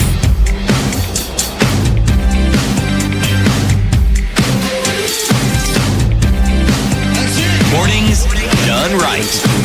94.4 Spice FM, Nairobi. Chukbuju, she's executive director of Alliance for Science. There's a quantitative study by the Alliance for Science which says, in their summary, in a study of GMO media articles published in Kenya by Kenyan media between October 2022 and January this year, we found 151 out of a total of 376 articles contained unchallenged negative misinformation about GMOs. This equates to 40% of media coverage by volume in Kenya promoting negative misinformation about GMOs. Only 3% of articles contained pro-GMO misinformation. Okay, you'll tell us about that. Now, the entire report actually looks at the kind of articles that we're talking about. Articles with no misinformation, only 47%. Unchallenged misinformation, 40%. Challenged misinformation, 8%. Fact-checking articles, 2%. Articles containing misleading images, 4%. And then you've also even gone ahead to give some of the headlines that appeared. GMO maize is harmful to your health, Kenyans warned. Africa Science News in November last year. Dr. Daniel Maingi of the Food Rights Alliance stated that GMO technology contributes to cancer, especially breast cancer, thus insisted on non-GMO food. Another article posted on, published in The Star, resist GMOs, it's slow death. Ekuru Aukot. This was one that was quoting Ekuru Aukot. He says, you don't feed people poison in the pretext of saving their lives, the politician said in a statement on Twitter. Another article on the People Daily, seeds of discord, Azimio warns of GMO health risks. So all these stories that you're saying were published and they had a lot of unchallenged misinformation. Mm-hmm. So let's start first of all by qualifying what is unchallenged misinformation, what is challenged misinformation, and what is pro-GMO misinformation. Okay, so unchallenged misinformation is some of those quotes that you had, that you read, where they are said to link to health risk. And if you know how it happens in editorials, usually somebody will say that's not true, and then the next day they'll put some kind of update. And so the public have a right to challenge it, and we encourage scientists who have done the research to read the articles and to get in touch with the newspaper and say this is actually not true. Here's a study that shows what you've said is misinformation. So that's how to challenge. Okay. Pro-GMO misinformation is, so we don't want to make claims that are beyond the scope of the research. So there's certain traits which are bred into maize, which is drought tolerant. That's what it is. It's drought tolerant or pest resistant, and that's the scope of what it was bred to do. And so if you, it's not. You can't make a statement like if you eat GMO foods, you become food secure. This is the end of hunger, end of poverty. That's not true, because that would be a glaring generalization. What we try to say is give a measured and factual information that there are options that farmers can have. Now, drought-tolerant maize is one option. There are also hybrid varieties which are better for your soil type. There are also other inputs that you have. So, in fact, So if you have the seed itself and you don't do other things, you don't fertilize, you don't do all the other things you have to do, you don't weed, you're not going to necessarily get a better crop. So you still have to do other things. What it does is give you a head start in one particular area. So you have to be conservative in how you explain the benefits as well. So we're not going to oversell the benefits. We're simply offering choices which we ask people to consider. What do you see here in this report?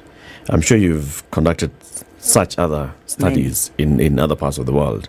Is it any different from what you see elsewhere? 40% of unchallenged negative misinformation about GMOs published in Kenyan media.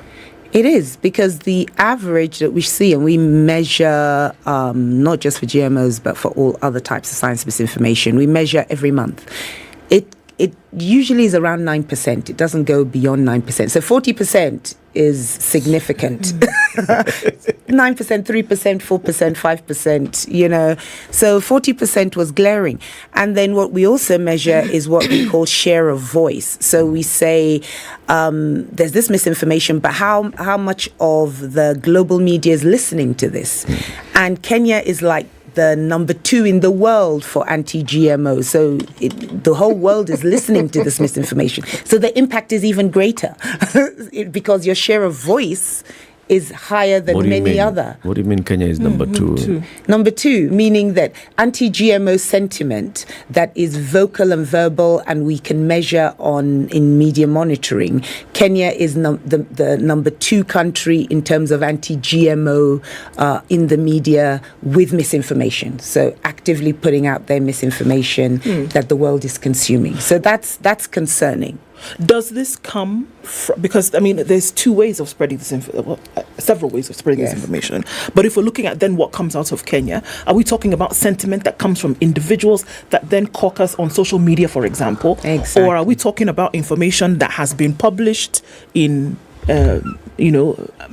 publications, mainstream media, for example? What are we talking about here? So we do the measurable stuff, which is social media and mainstream media. So our report has all that data that we can pick that up using our analytical tools. What we can't pick up are What I had to say to the researchers when it first came to my desk is that, yes, I know what this looks like, but this is a very vocal minority.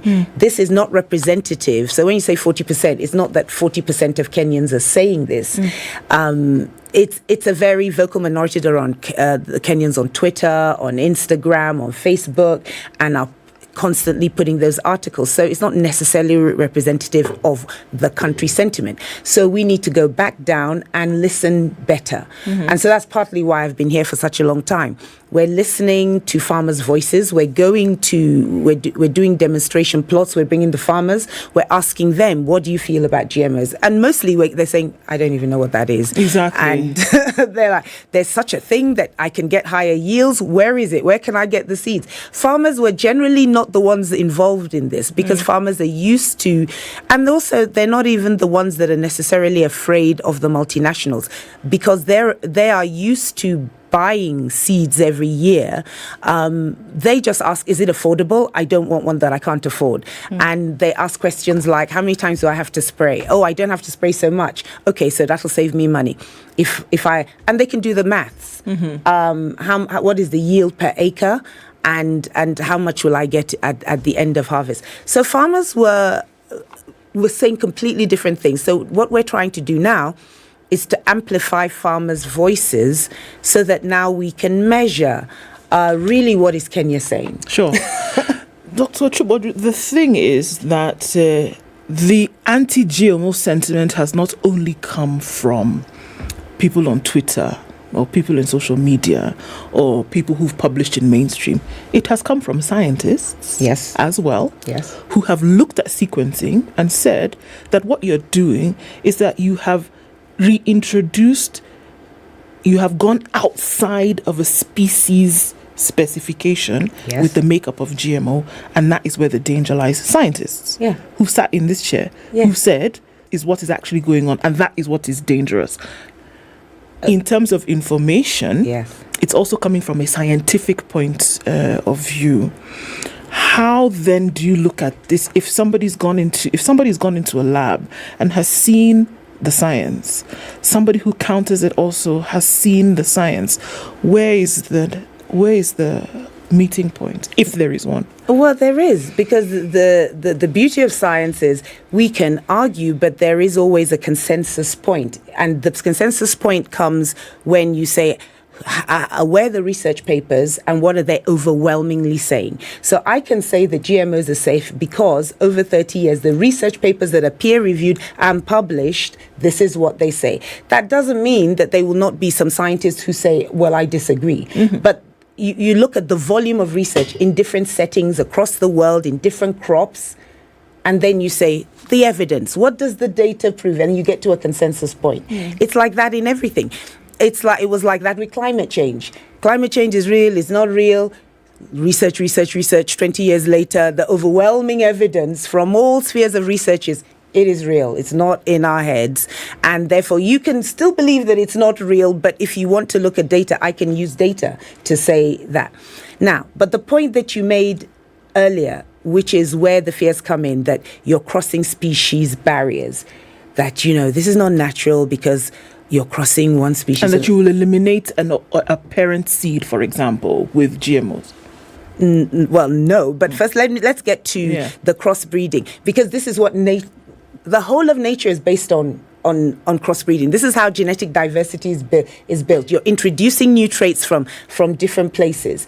And so nature itself has many examples of moving from one species to another. We learnt that it was possible from nature, and we began to use those tools. And so it's true that you're introducing a foreign DNA into a sequence. That doesn't mean that there's a danger. The truth is, you're doing that because you may have a trait that is stronger in one species and you want that trait in here. And then it then becomes expressed. What we have done is test it for generations and say, how does it show up 4 generations later? Does it mutate? Does it cause other epigenetic factors? My point is the data and the evidence shows that it is safe. So yes, it is crossing species barrier, but that does not mean that that's a danger. The evidence... Could it be too early, Doctor? Sorry? Could it be too early to actually tell whether you're doing this? It is not. Many years ago, they'd have told us, well, the Industrial Revolution, we're just going into the natural thing and getting fossil fuel and burning it and producing energy, and there's no harm. We can see we are not creating anything new. We're just taking what nature is providing us. Now we are talking about, those things that we've been doing for all those many hundreds of years, they've actually been destroying our planet.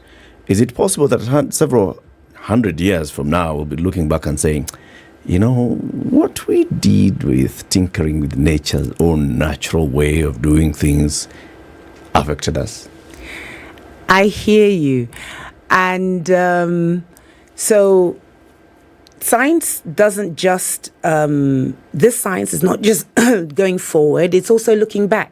The starting point of any scientific inquiry is looking at the volume of knowledge that was done before you were here, and then taking it incrementally to the next step.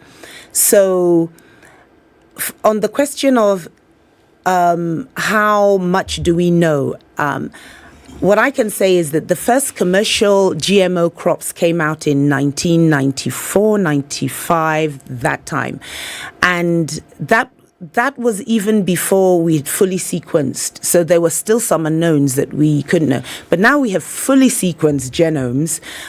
We've been able to test epigenetic factors. And because of the way that we're able to test, we don't have to wait in the ways that we used to in 10, 20 years to see how it shows up in different contexts. We can actually create in confined field trials and model what this can look like. We have to do that. And that's what we do with climate and all of that. That's why we can say, if we don't get to a 1.5 degree, we're all going to burn by 2050. We can say that because we can model based on the data we have here. Of course, with variables and margins of error, but that's what science is about. So my point is, it's not new. It may be this conversation is new in Kenya in terms of commercialization, but we're talking about in the early 90s, this has been So the conversation we're having here now is a conversation that was had in other countries in the 90s. Sure. It is not more advanced. Okay. Are you able to look at other countries as we speak of? Yes. And look at then what their consumption is of GMOs compared to naturally grown foods? Yes, of course. I mean, the biggest consumers were the US and the Latin American countries, 70-80%. And even now in Europe, 70% of imported feeds is GMO. And what you're finding here is that the livestock industry is being decimated actually because of this GMO ban. It was about 30 millers closed because 70 or 80% of the soybean and the maize that is used for feed is GM feed. So to find the non-GMO is very expensive now with the Ukraine war. You actually can't get that feed, which translates then to the price of milk and the price of eggs and all the things on your table is because you can't, the price of feed, because you can't use GM feed, is so high. Now, even for countries where a lot of activists talk about in the EU, this is banned, they don't have GM, but they do have feed. So it is still in the food chain. The same countries that because they have an abundance of food and their problem is not hunger, their problem is food waste, at which point you have lots of choice. You can choose to eat fully organic. And also, you are in the global food system, you've managed to keep your costs down for your consumers so that all their choices are affordable. We don't have that luxury. We don't have the luxury of choice. We don't have affordability. And so when you take out GM as a choice, you are actually relegating swathes of the population to hunger. There's a price being paid for this GMO conversation. And the price tag falls squarely at the doorstep of scientists and those who produce GMO. Because if over the years you've gone about doing your thing and you believed it's a wonderful thing and people do not know or understand how wonderful this wonderful thing is, we will nitpick and look at areas that we think are controversial, which essentially may be areas we don't fully understand because it hasn't been fully explained. Moving forward. I totally agree with you. I take that on board. We take the blame fully and squarely. We haven't done well. We need to do better. As scientists, as a scientific community, we speak to ourselves. We continue to, it's a very ivory tower mentality, and it's no longer acceptable.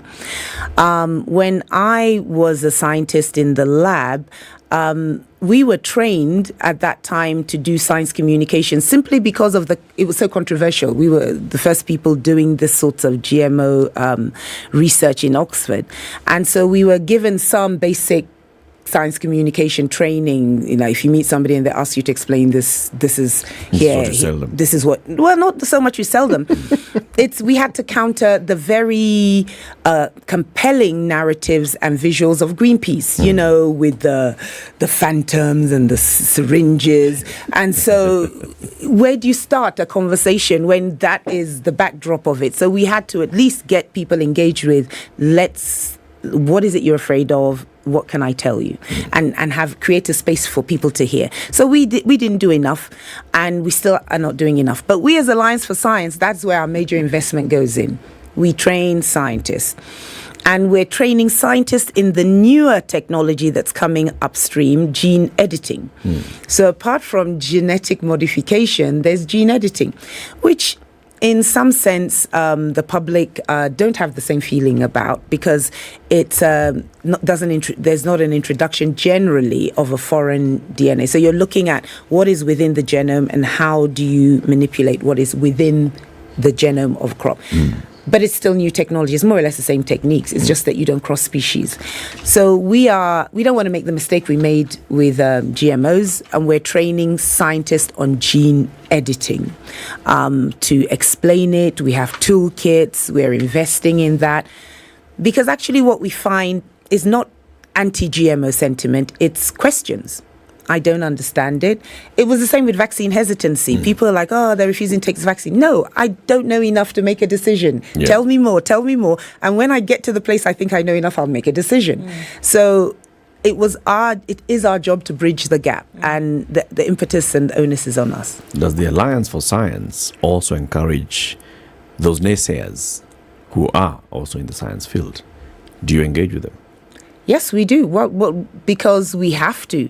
But we actually even want to do that more proactively. So the split has been... It's what I call the false dichotomy of pro or anti, as if those are your only choices, of either you go the agroecological way or you go the GMO way, and a country has to choose between those two things. So we do actually now go into conferences about agroecology and have conversations about what those choices actually mean. So what we want is to not have these heightened sentiment and these false dichotomies. You never have just two choices in anything almost. You know, you always have more than two. Anybody who ever sets it up like that, you really need to question why they're doing that. Okay. You know, there's this... Sorry, no.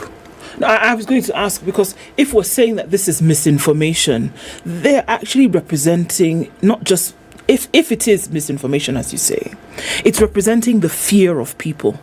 That we find that oftentimes people are going to express something because there is a fear, latent or otherwise, about what it will do with the ingestion of this. It is a fear.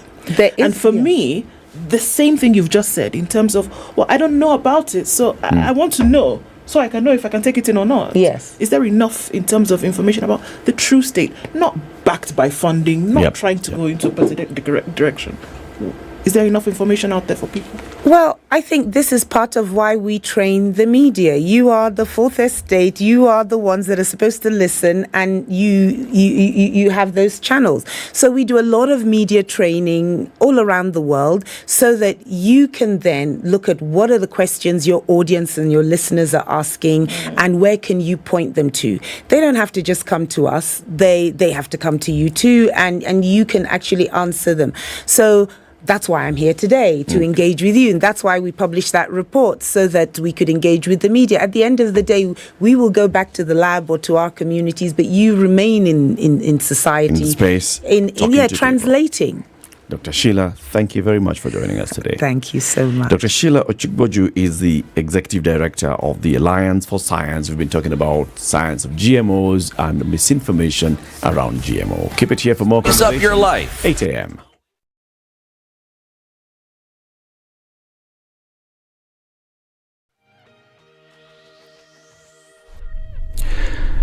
Good morning, this is Nizwa. I'm Dennis Aseto. Members of the National Assembly have once again threatened to frustrate the passage of the supplementary budget if the National Government Constituency Development Fund (NGCDF) is not released on time. This was after the NGCDF board CEO Yusuf Muno told the MPs that only 10 billion shillings of the 44.2 billion shillings intended to be released this financial year had been disbursed so far. Speaking when he appeared before the National Assembly NGCDF committee, Muno told MPs that this is despite the promise by the National Treasury to be releasing 2 billion shillings weekly, which has not been honored. And as heavily armed multi-agency personnel, including combat units from the Kenya Defence Forces and the General Service Unit, continue mapping out areas in 6 counties marked as troubled and high risk due to escalating banditry activities, 20 guns have so far been surrendered. Rift Valley Regional Commissioner Abdi Hassan, while confirming that the firearms were recovered in Samburu and Turkana counties, warned against possession of illegal firearms. It is time to surrender these weapons voluntarily, because when it comes to the second phase, the language may not be the same. We have not had serious incident since His Excellency the President issued the directives. I believe this is going to be the state of affairs. When bandits confront security officers, I don't think there is any formula, any methodology in terms of handling the bandits. They will be handled the way they want to handle the security officers, and it is going to be a huge disappointment on their part. We will stay there as long as it takes. The presence of government will be there. No casualties have been reported so far as a result of ambush a week since President William Ruto ordered troops to pacify the disturbed banditry-prone regions in the North Rift. Now, Pokot South Member of Parliament David Kosing had a date with the Directorate of Criminal Investigations for the fourth time in 5 days. His helicopter was at the center of investigations into the alleged firing of firearms and ammunition to bandits in West Pokot. The ongoing operation in the banditry-affected areas is being conducted by other security personnel on ground. Leaders from the region, however, appeal to law enforcers conducting the operation to flush out bandits but avoid victimizing any particular community. Mheshimiwa sasa imebainika wazi ana ndege moja, hana ndege mbili. Pili, ndege yake si ya rangi nyeupe, ndege yake ni rangi ya kijani kibichi. Ati why did Mheshimiwa burn them when aliwashikia board? And all this story is hot air. To let the law take its course, let the bandits be taken away and let the peace-loving communities stay without being terrorized. There's another second operation done by Kibaki, which was the best operation, where you bring army. Because the problem there is socio-economic. Kibaki brought army, and then the army ended up building roads, they build bridges, they build hospitals, they even drill water for our people in West Pokot. And a report from the Ballistics Investigations Unit of the Directorate of Criminal Investigations appears to have deflated efforts by detectives handling the death probe of NHIF staffer Lilian Waithera. The report ascertained that the Glock pistol surrendered by the suspect in custody, a licensed gun holder, was not the one that discharged the killer bullet. The negative ballistics report now sends detectives back to the drawing board with findings seemingly charging the cause of investigation. These as family and friends attended a requiem mass in Kariobangi for Nelly, her husband promising to take care of the children in her absence. And I want to promise Mike and Andrew that I'll give you all the love that you can look for in this world. I'll be there for you in every minute of your life. I will take care of you as your mother would have wished that you are taken care of. You can be assured that this big burden that I have, I'll pray to God to give me strength to be able to be there for you so that you cannot feel absent anymore. Dedicated 15 years of work to NHIF members with diligence and zeal. Everyone who met her will testify that she touched the lives of those around her and the people she served. Was a friend, not just to her colleagues, but to our clients and members. Everyone will testify about how she gave up herself to make sure that she does the right thing and does the right thing at the right time. Lilian Waithera was shot on her way home from work. Now, the tourism sector has received a major boost after Narok Governor Patrick Ole Ntutu rolled in motion the Masai Mara Management Plan. Narok Governor, who received Narok County Assembly resolutions on the Mara ecosystem and County Special Plan, said the House resolutions have opened new doors for a better management. This is Newswire. I'm Dennis Aseto. Good morning.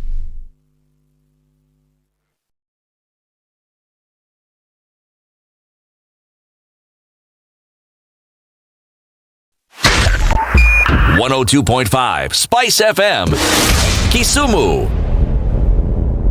A few minutes after 8 o'clock, and we're still looking at heavy traffic situation in a lot of the city. There it is on Raila Odinga Way. Heavy traffic coming off Langata Road. Folks are trying to get away from the mess that's incoming from Lusaka Road today.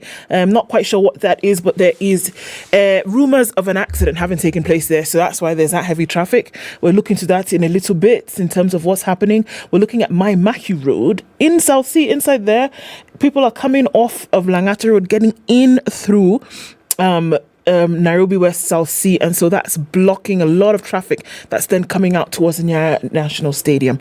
It's heavy. We're also looking at it's still heavy coming off of the Thika Superhighway. Jogo Road just did this thing and it's not letting up. We're looking at heavy traffic also on Landis Road and in from Uhuru Highway as well. The Thika Superhighway jam-packed, so traffic hour proper. SpiceFM KE on Twitter. Tell us what you run into. Let's keep things moving this morning.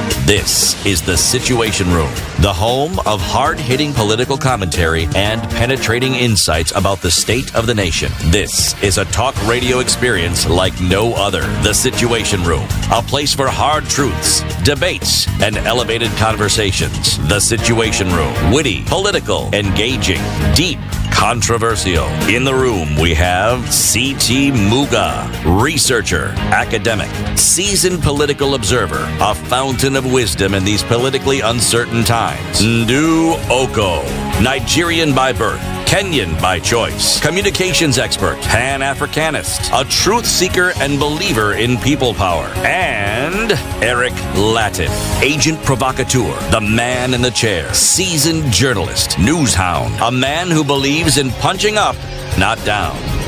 This is The Situation Room, 7 the minutes only after way 8. to Good start morning your and day. Welcome to the third hour of The Situation Room. It's Wednesday. It's Ash Wednesday.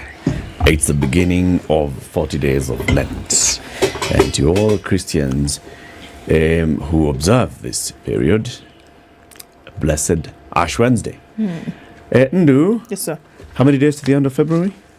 What's today's date? 22nd. Let's start from. So 6 days. 6 days. Okay. So there's still 6 days to go to showmax.com and do like that. There are still 6 days for you to do that. What is your package looking like? Remember, Showmax is saying they're going to match you.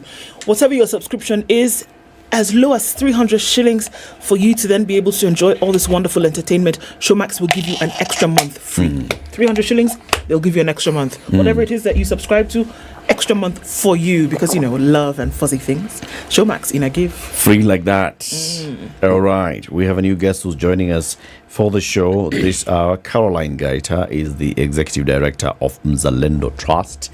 They have just published a report looking into the 2022 election and how democracy played out in the 2022 election. You know, before the election, there was all these things. There was the amendment to the Political Parties Act. There was the attempt by the IEBC to cap campaign financing. There was a reaction from Parliament. There were all these things. There was a political party democracy process of identifying candidates through mchujo, or through mchujo. And we'll be discussing that, negotiated democracy. Let's welcome Caroline Gaita with the day's Proverb City. Our proverbs for the whole of this week come from the country of Tanzania. So, as we said at the beginning of the show, would be remiss if we did not, or if we had proverbs from Tanzania and didn't actually pronounce some proverbs in the language of Kiswahili. Ahangaikae sana najua ajua. Ahangaikae sana najua ajua. Caroline, just repeat. First, repeat the Swahili proverb. Good morning. Hangaikae sana najua ajua. Yes. Well done. Question number 1A, full marks. Full marks. Question number 1B. What's the translation of that in English? He who should Yes. I use that word? He who has They who. no, So please, is they. all right. He who. He who hustles much knows. He who hustles much knows. Isn't that a lovely Question number 1B, how many marks, City? That's 100%. Full marks. Thank you. Question number 1C. What's your interpretation of this proverb? Perhaps if you've put effort, then you really know what it takes. Yes. It's not the easy peasy, quick solutions that we have these days. If you've worked hard for something, then you know the process and perhaps appreciate it more. Great. Yeah. Asante sana. Welcome to Kenya's biggest conversation. Happy New Year. Happy New Year. It's been a while. Last time I was here, I think was immediately after August. We hadn't gone to the Supreme Court. Yes. Yes. You got busy, and so we gave you some space. I'm happy to be back. And now you're back with a full Yes. report. Yes, Leaving sir. others behind. Impact of negotiated democracy on inclusive politics in Kenya. the thing we call inclusive politics, Caroline. Show yetu, now you've come again and again. Unajua hii situation room ni kama kampuni. Kuna shareholders. Yes. Are you paying? Have you bought your shares? Wale walipanda mbegu ndio wanarudi mara ya pili. Ndio watavuna. Wale wengine sasa watakuja baadaye. Wachukue kidogo ili mebaki. Yes. Karibu. Tell us about this particular report. All right, and let me start by just really acknowledging how happy I am to be back and glad that you give us this opportunity to discuss the report. And I think your background as you're introducing this session of the show really did it, that in these elections we saw changes to the Political Parties Amendment Act. We saw the introductions of new issues around negotiated democracy, consensus building, polling to determine who would be the right candidate. We replaced the word primaries in the political party process with nominations. And of course, the whole background around the campaign spending, the capping of campaign spending limits and the failed attempts to get the Campaign Financing Act effective in the 2022 elections. So it's against that background that we decided to do this research to really look at all these processes, a triad of those processes, and see how then they impacted the participation of women, the young people, and the persons with disability in the 2022 general elections. Interestingly, you've used the words negotiated democracy. Yes, because in essence, it's not a new concept, especially since the advent of devolution, because we've seen it at play in the eastern regions. We've also seen it in some counties like Migori, where you have one or two minority ethnic groups and a big majority group. And we've seen it even in ordinarily normal, what I would call normal counties, but where you have a majority and a minority group. And the idea has been, how do you avoid conflict by ensuring that you perhaps agree on how the positions of power within that county or within that region is going to be distributed. And so you've seen where there's an agreement that if one community within that county gets the governor, perhaps the deputy governor needs to come from the different community. In Northeastern, there has been an issue of clans. How do clans negotiate the different positions within the county to make sure that there's a sense of inclusion, but most importantly also to avoid conflict, as had been witnessed before. So increasingly, since the promulgation of the Constitution, it emerged as a method that's perhaps more peaceful than competing for these positions, as was the case before. When you say negotiated democracy or negotiation, one presupposes that there is a conversation between two parties. So we have seen that in the northeastern part of the country where, it's sort of rotational. Yes. This is the clan that's in power today, the other one will come next time. In those other communities or counties that you talk about, Migori, for instance, was there really a conversation between the Luo and the Kuria that, you get governor, we get deputy? Or is it just trying to accommodate and trying to make sure that this candidate then also gets votes from the other side? So it's more of the accommodation, and you've rightfully picked out Migori. But if you look at it, might not have been so prevalent in 2022, but if you go back to 2013, the idea then, there was the whole conversation, especially the Korea community, was to try and accommodate them. But why we brought in the word negotiation is because within the 2022 elections, we then saw the Political Parties Amendment leading to this new monster or big behemoth called coalition parties. A coalition political party. Coalition political party. And within that coalition political party, and you're seeing it now, you see a lot of people are now courageously coming out and saying, I was asked to step down, I was promised this. And that's really what this research sought to find out that who are the people who increasingly had to step down. And part of it actually was when the nomination processes, we realized that a lot of women, especially top women, were stepping aside to accommodate especially the men in the elections, and were curious to then see how many of these, not really how many, but how was this whole process affecting these women and the young people. And so that negotiation within the coalition is what gave rise to the title. If at all there was that conversation, that was also something that we sought to find out. Were these women or youth or persons with disability in that room when this conversation was taking place, or did they receive some requests outside the room?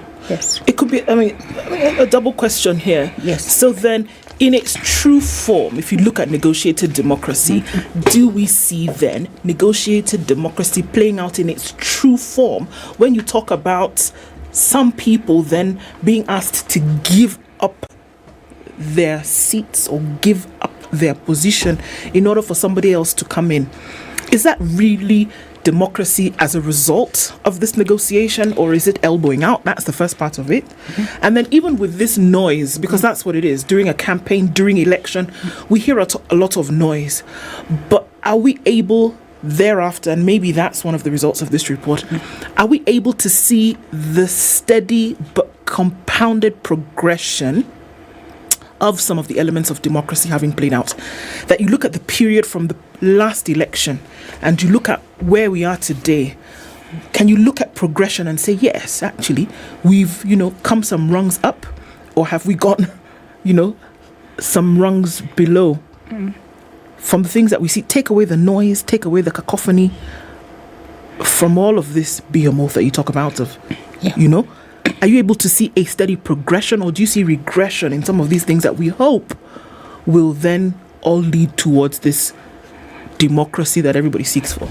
Okay, let me start with the last bit of the questions. Do we see any progress in terms of the elections, especially the nomination processes? I think for the first time we had what I would call largely peaceful party nomination processes. If you recall, in 2017 and in 2013, it's been a chaotic process where, in terms of parties electing who would be their candidates was a really chaotic process. But this process seems, this whole coalition arrangement and the new nomination process and the whole aspect of either identifying the best candidate through a polling or a consensus or a table discussion seems to have given us a largely peaceful nomination process. But the question at the back of it has been, at what cost? And that is really the question that we need to be answering. That was it a decision that was participatory? We always say that one of the best provisions around our constitution is the element of public participation, including in the universal suffrage in terms of electing our people.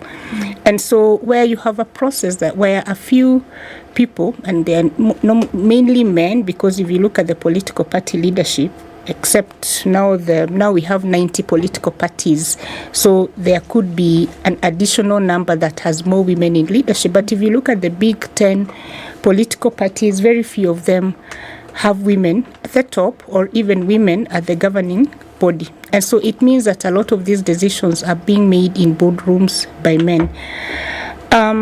So the positive is maybe the peaceful nature of the party nomination processes, but I think the negatives far outweigh the process in terms of lack of a participatory framework. I want to read some excerpts from this report, yes, because you raise several issues, especially in the executive summary. One, you look back at the effect of the Political Parties Act, where you say that through the Political Parties Act, Amendment Act of 2022, Parliament expanded the space for negotiated democracy by introducing the unconstitutional provision of indirect nominations and potentially legalized an electoral offense of belonging to more than one political party at a time. also bringing about duplication of roles between the Office of the Registrar of Political Parties and the IEBC regarding timelines and management of party certification of nomination rules, membership lists, party lists, and then creating a conflict in the Elections and Political Parties Acts. That is on one. Then you also cite the issue of election campaign financing, and you say that among the political class, there is no appetite for regulating election campaign financing. The other side of that coin was that the electorate wanted to be treated for them to support an aspirant or candidate, making the financing of one's campaign inordinately expensive, especially for youth and women who are unable to finance their campaigns. Therefore, this means that the unintended consequence here is those who are already marginalized end up being more marginalized. Yeah. The youth and women. Higher zoning, you say, it was not overtly practiced by political parties, but because it was clear it would be an electoral offense. However, in areas considered particularly party or coalition strongholds, there was a lot of intimidation and threats of aspirants belonging to an opposing party or coalition. In other situations, it seemed that parties self-censored where they felt it was not a party stronghold, and therefore they gave little support to their own members in their own party. Basically, this report is like showing us the whole concept of negotiated democracy as was practiced in our last year election ended up with very many people who were victims, including democracy itself. I think that's a good summary. Because let me start with the issue of campaign financing, then get back to the zoning. So on the issue of campaign financing, it's one of the areas that we and other partners really campaigned around, advocated around. And this is informed not just by the fact that there has been an act since 2013 that has not been operationalized, and the fact that since 2013 there has been no regulation. So part of the campaign we were doing was to then ask Parliament to pass those regulations, which of course didn't go through. As we were doing this, you may recall that the IEBC also released the Gazette notice around the spending limits, which for all intents and purposes were all also very astronomical, were really astronomical. And then finally, just around the same time, Zalendo and other partners also did release a report on the cost of politics in Kenya. And we had identified what it would cost you to run for the 4 legislative positions of Member of Parliament, Women Rep, Member of County Assembly, and the Senate. And these figures capped, at top at 35 million for a senator, minimum at 3 million for an MCA, 18 million for a member of a single constituency, 22 million for a women's assembly. These are figures that are really out of reach for most people.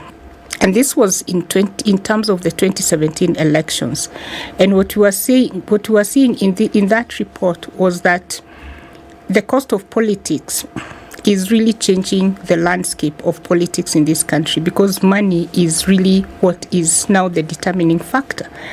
And what that means is that if you don't have money, and in a lot of cases, women, young people, persons with disability are the ones without that source of income, without that level of collateral, without that level of security. It means that the playing field is already unfair even before you put out your name to run. On the issue you've talked about, the treating of citizens, from that research, especially on the cost of politics, we identified that politicians actually spend a large chunk of that cost on people, handouts, harambees, demands. Once you decide to run, there's a church fundraiser, there are all these resources that you'll need to give. And if you don't, your competitor will. And your competitor will because they have more money. So that changes the landscape, already tilts the ground in favor of those with money. And in most cases, those with money are those that have more experience and ordinarily male. And we can see the results of the 2022 elections in terms of the gender numbers. Now, in terms of the zoning, so to respond to your question as to whether this was really a good approach, I think the answer is no. That we may have had harmony but at what cost in terms of these other things that we have been trying to do to enhance the participation of the special interest groups in the political processes. And more often than not, you will find that even when the women have proven, or the young people have proven themselves that they can do the job, the politics, money still comes into effect.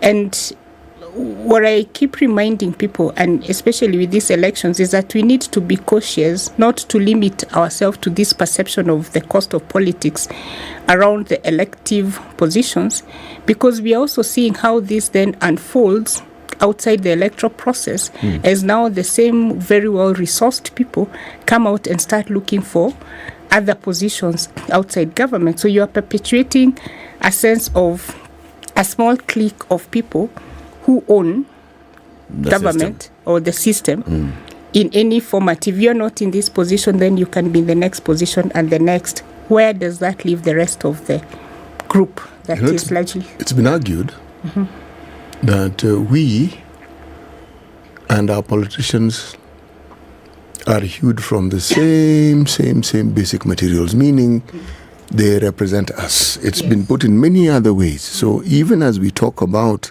these processes that we sometimes find a bit abhorrent, there is that side that puts across this discussion. However, I would like to ask, because I'm asking myself this question, when we say that our systems and the people we elect are representatives of us, the question is really how representative are they, and how much of a choice do we really have? Because there's the assumption that there's a blanket choice that people have in determining some of these things, and it's presented as such. And we speak about it often enough that the point where one believes one actually has a choice. But the question is, how is it? When we talk about negotiated democracy, is it representative of the traditions of those people, their aspirations, the things that they wish to achieve? When we look at the systems that we have and what has been promulgated and what we now consider the norm and how it has evolved over time, how representative is this? All right. So the question has been, are we having a selective or an elective democracy? And that really is at the crux of this, because the whole essence of party primaries, for example, is for citizens to be able to choose the candidates that they would want to be on the ballot. But we know that has been messy in the past, because in the past, before this act, you'd have certain individuals being members, in quotes, because they're not members of multiple. They would participate in multiple party primaries. So you'd be thinking that there's a whole set of people that went to this party, that party, and the next party, but it's the same group. So they're not really representing the citizens of that space, but they're actually just monetizing a process to be able to benefit from it without really factoring in the needs of the people. They are business people. Exactly. So the money, that's one challenge. The second challenge is Kenyans' participation in political parties. If you ask a lot of people, they are not members of political parties, and if they are, they don't take their participation in there very seriously. They are not very interested in knowing who are the leaders in those political parties, how did that leadership get into the space, how are they utilizing the political party funds. Political parties are supposed to utilize 30% of their party funding towards special interest groups. Those questions don't get asked because Kenyans have not identified that space as one of the areas that they should be focusing on. And so then the question as to whether our leadership is really representative, I would say not 100%. And look at the 2022 elections, 8 million people not voting. Who is representing this category of 8 million? Because it means that within what we had in terms of the elections, they saw no choice to make and opted to stay out of it. As to the question whether we are the leadership that we get, I tend to agree with that analysis, because the bigger challenge within our political space, even going by that request for treats or going by that request for handouts, request for money, is the integrity of the electoral process. But that also is problematic if we frame it like that, because then it assumes that we are blind to these other issues that are facing citizens, like the cost of living and all this, and what needs to be done to address those challenges. Because in advanced democracy, those daily decisions are not things people will be thinking about as they go into the polls. But here, if you are thinking about bread and butter, bread and butter will take priority over either going to vote, or will determine whether you need to go to a political rally or you'll vote for a certain person if they'll give you the money. Yeah. Time for us to take a break. 28 minutes to 9. Caroline Gaita, Executive Director of Mzalendo Trust, is our guest this morning. They've just released a report called Impact of Negotiated Democracy on Inclusive Politics in Kenya. Leaving others behind? That's a question. And as you can see down here, this report was published with the support of the people of Canada. Yeah, the Canadian Fund for Local Initiatives. The Canadian Fund for Local Initiatives. Now, if you decided to go to Canada to visit them and tell them thank you very much for our report, you would depart JKIA on Emirates, go to Dubai, and then from Dubai, Emirates can take you to very many parts of Canada. Now, from here, book yourself onto oil, because they're supporting you. You may not want to go and show them that you can fly first class. But when you go on holiday, take the Emirates first class and CT. From Dubai to Canada, the A380. Abutala. One of the things that is actually unique about, let's start with Emirates, is that the Emirates also own hotels. Okay? Now, when you talk about personalized service, it's very difficult to get better than this, because you will find that when you get your destination and to an Emirates designated hotel, from the time you step out of that plane, there will be a vehicle waiting for you with a name tag. They know who you are. When you get to the hotel, everyone you come across, from that door person to the receptionist to the person, the concierge, they know who you are. Now, this is after you've had this ride where the seat you sit on, like the one I'm sitting on, the best it can do is for me to lean on it. Now, the A380 has a seat that you don't have to lean on. Yes, there's a button you press and it reclines full length of a bed, meaning you can actually sleep. Yes, not sleep sitting. Sleep. Sleep lying. Sleep lying. Yes, exactly. Kulala lala. So, in essence, you can actually arrive at your destination fresh and ready to go about the business of the day. Wow. Fly better with Emirates. Impressive. We'll be back shortly.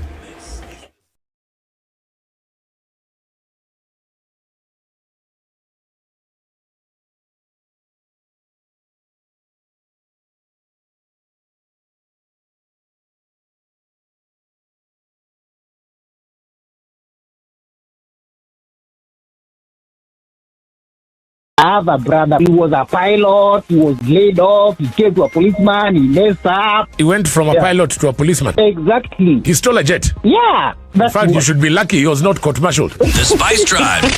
Big hair and the biggest hits from the best decade.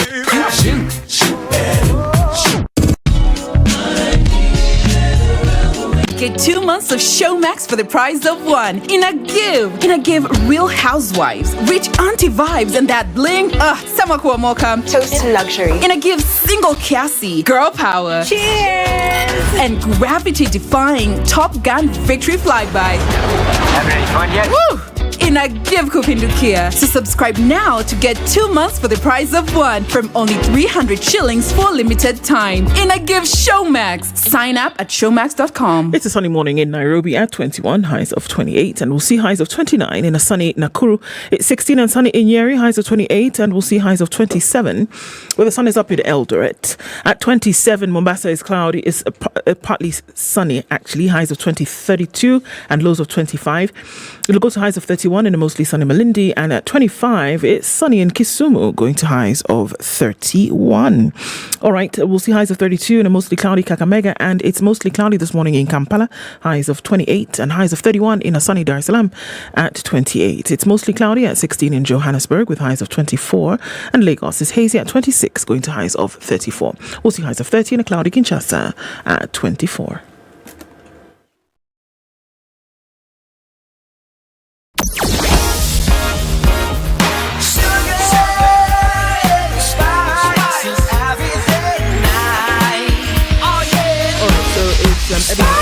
Jogo Road, but now Landy's in and outbound is where it has taken the hit. Look at what's going on Langata Road. In and outbound traffic is crazy. Raila Odinga taking away some of that, but inside South Sea, all of this business is not looking fun at all. So if you can avoid it, because folks who are there are having a bit of a troubled time getting out of all of this traffic that's there. Gong Road also pretty busy. Traffic coming in from Raila Odinga Way is touching on Gong Road and getting into the city as well. And we're also seeing traffic coming out of Westlands. James Gishuru not looking too bad till you get to the Drift. It's taking it on to Waiaki Way. And Limuru Road is busy. The thicker superhighway not letting up. There was an accident apparently that happened earlier on, and now we're suffering the dregs of that in terms of traffic. Okay, let us know what's going on, folks. Is it getting better? Let us know so folks can come in your direction. SpiceFM KE on Twitter.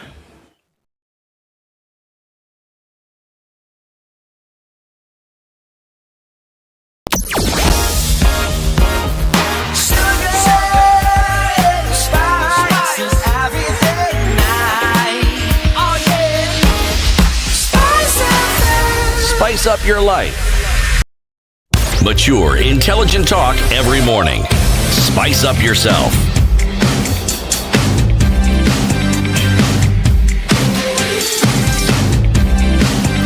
Mornings done right. Conversation with Caroline Gaita from Mzalendo Trust, talking about negotiated democracy as was witnessed in the 2022 general election.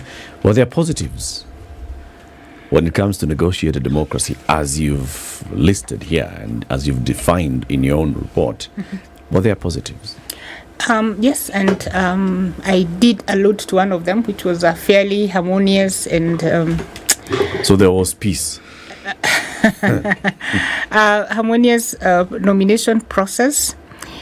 It also served to secure certain leaders, positions in certain regions. And we've seen this with some of the top women who are now governors. I think we saw this in Homa Bay, where we now have a female governor. We also had a number of women get their seats as members of single constituency. So yes, there were positives, just not as many as the negatives are. As the negatives, but not and also not as many in favor of the women, of the special interest groups as they were in favor of the men. Yeah. One of the things that is apparent about our electoral system is how much we focus on the electoral body that is charged with the duties and functions of running our elections every year, rather than the system itself. I'm going to explain what I mean. Right now, we are already discussing IEBC and what's supposed to become of IEBC. And yet the process that we use in our elections essentially remains the same. Now, does it represent an inflexibility of mind to explore other ways of actually providing an election that would reduce these inequalities and issues that we have? Because there are, forget the Western way of voting and the Western way of thinking, there are other countries that have over time evolved. They've tried this abundant, and found ways that accommodate the ethnicity, the languages, the differences, the traditions, and so forth. Now, we have a system that is not really very, very different from the one that we have in the West. Now, there's something called the limited preferential voting. Okay? It's practiced in Papua New Guinea. My colleagues and I have heard my colleagues have heard me say this every once in a while. Well, I also heard myself. You included. I also heard myself. When I was speaking, I said, "It is that you saying this?" I said, "Yes, I'm the one who's saying this." Where, because of the ethnicity, this particular country has over 850 languages, different languages, okay? They're only around 11 million people. But you don't just vote. There was this issue of when you have a clan and they have agreed that this is their candidate, can you, for instance, send Eric as a representative of the clan and say, as we have 20 votes, I've come here to vote on behalf of the 20 people, okay? As an experiment. They moved from that to, okay then, how then, even when we agree, then can we all go and vote as we had agreed? Then they said, no, why don't we say this? As we elect, when you go to the different clans, I'm talking about a member of parliament, for instance, why don't we rank it and say, okay, look, you have three options. When you vote, there's the position where you can vote for choice number 1, choice number 2, choice number 3. So when you aggregate who's supposed to be the winner, the one who gets the number 1 position the most is the one who ends up being the winner. Meaning, if I go to a place and whose clan where I'm not favored, I will not tell them to elect, but just say, please, just give me number 3. Because, yes, give your son this one, or give me number 2. But it enables people to have that flexibility of mind, so you can even tell who the preference is. But in this case, the preference is one person, and that one person only. And that particular system is carried on even with the election of, say, in our case, would be of governors and of the president. So you have a preference. In this region, you can actually tell this guy was the most popular, this was number 2, this was number 3. Now, it may seem tedious, but the process of giving people the actual choice of determining the preferential way in which they want to choose is among the many choices that are available. Now, if those who talk about the electoral system and how we hope to improve it keep talking about the same thing, but focus on the people who are going to run it, because that's what we do, we really will not have any real change in our electoral system, will we? No, and partly because, we also look at elections as an event. So a lot of attention goes into the elections the last year of the electoral cycle, as opposed to beginning addressing those issues immediately after the elections. But in terms of this preferential voting process, if you look at one of the methods that was utilized during the party primaries last year, it was a polling process that was adopted by some of the political parties. If I understand you correctly, we are then saying perhaps that's a method that we could utilize at a large scale, and ask the certain people, or through a polling system, to choose who is the most preferred candidate, and the rest drop out and opt, for example, to go for MCA or to go for MP as opposed to governor.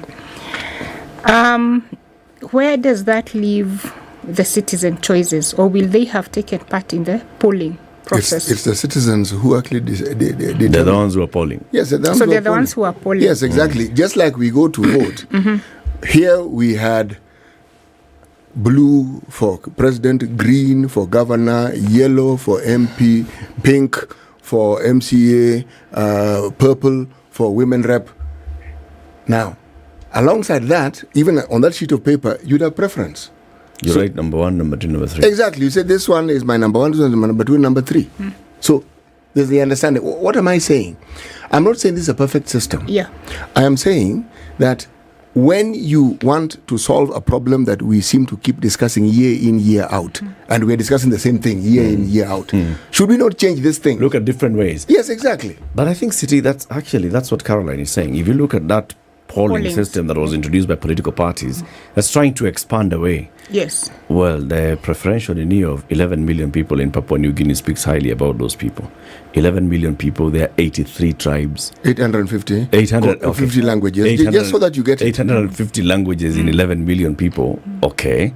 And then when it comes to 11 million people going to vote, you're still not going to have even just one person who's going to emerge. He's going to be... You've gotten to the heart of the matter. Now, if that is their population... The level of disagreement... Exactly, and the complexity, we don't have 850 languages in this country. Our complexity in that regard is less.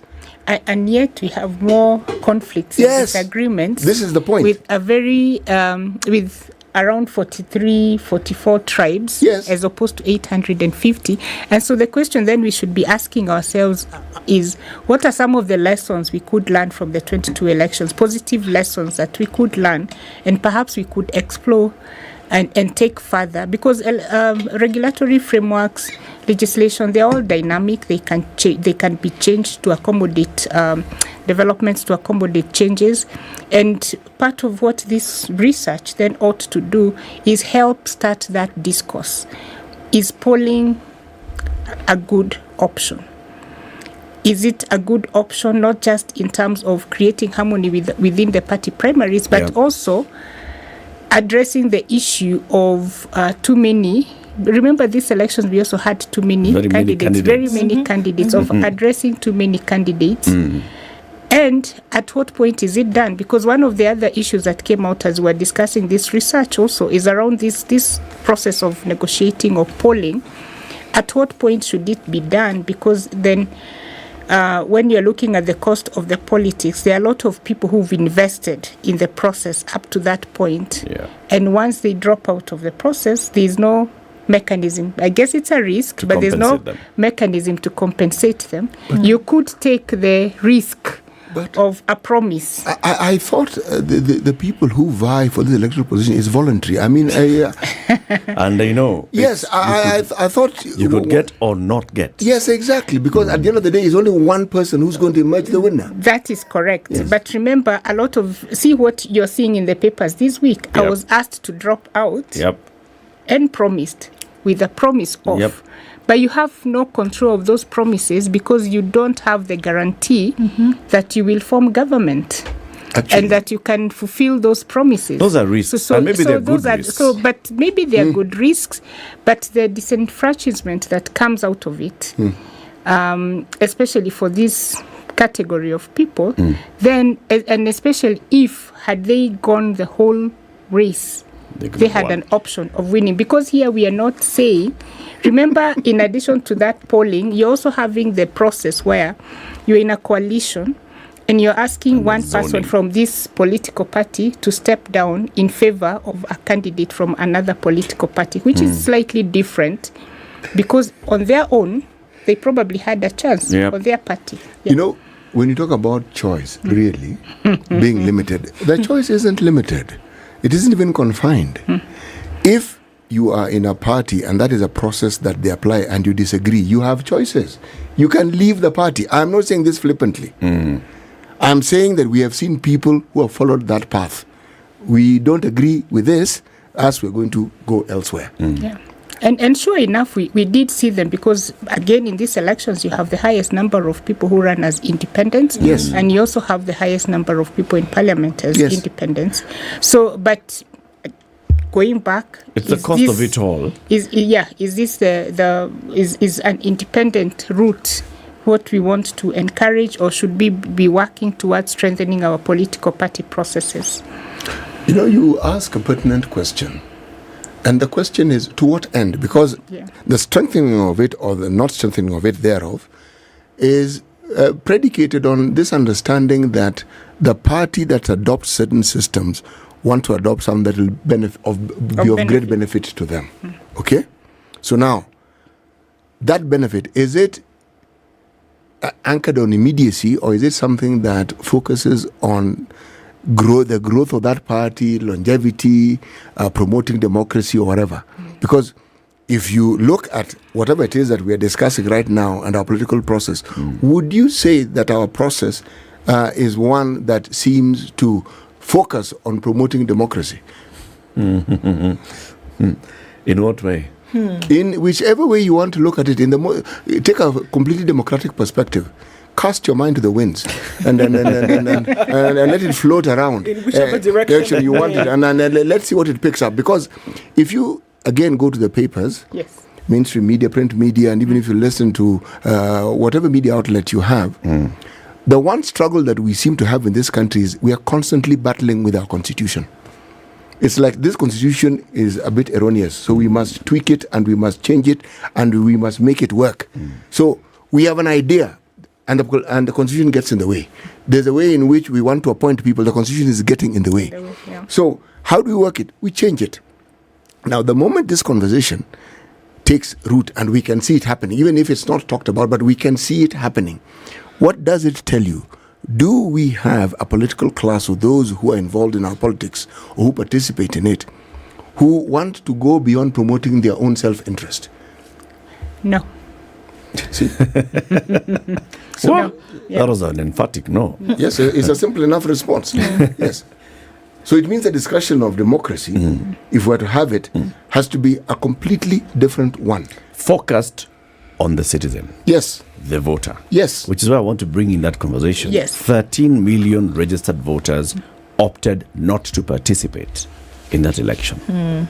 That was a strong voice. A huge number.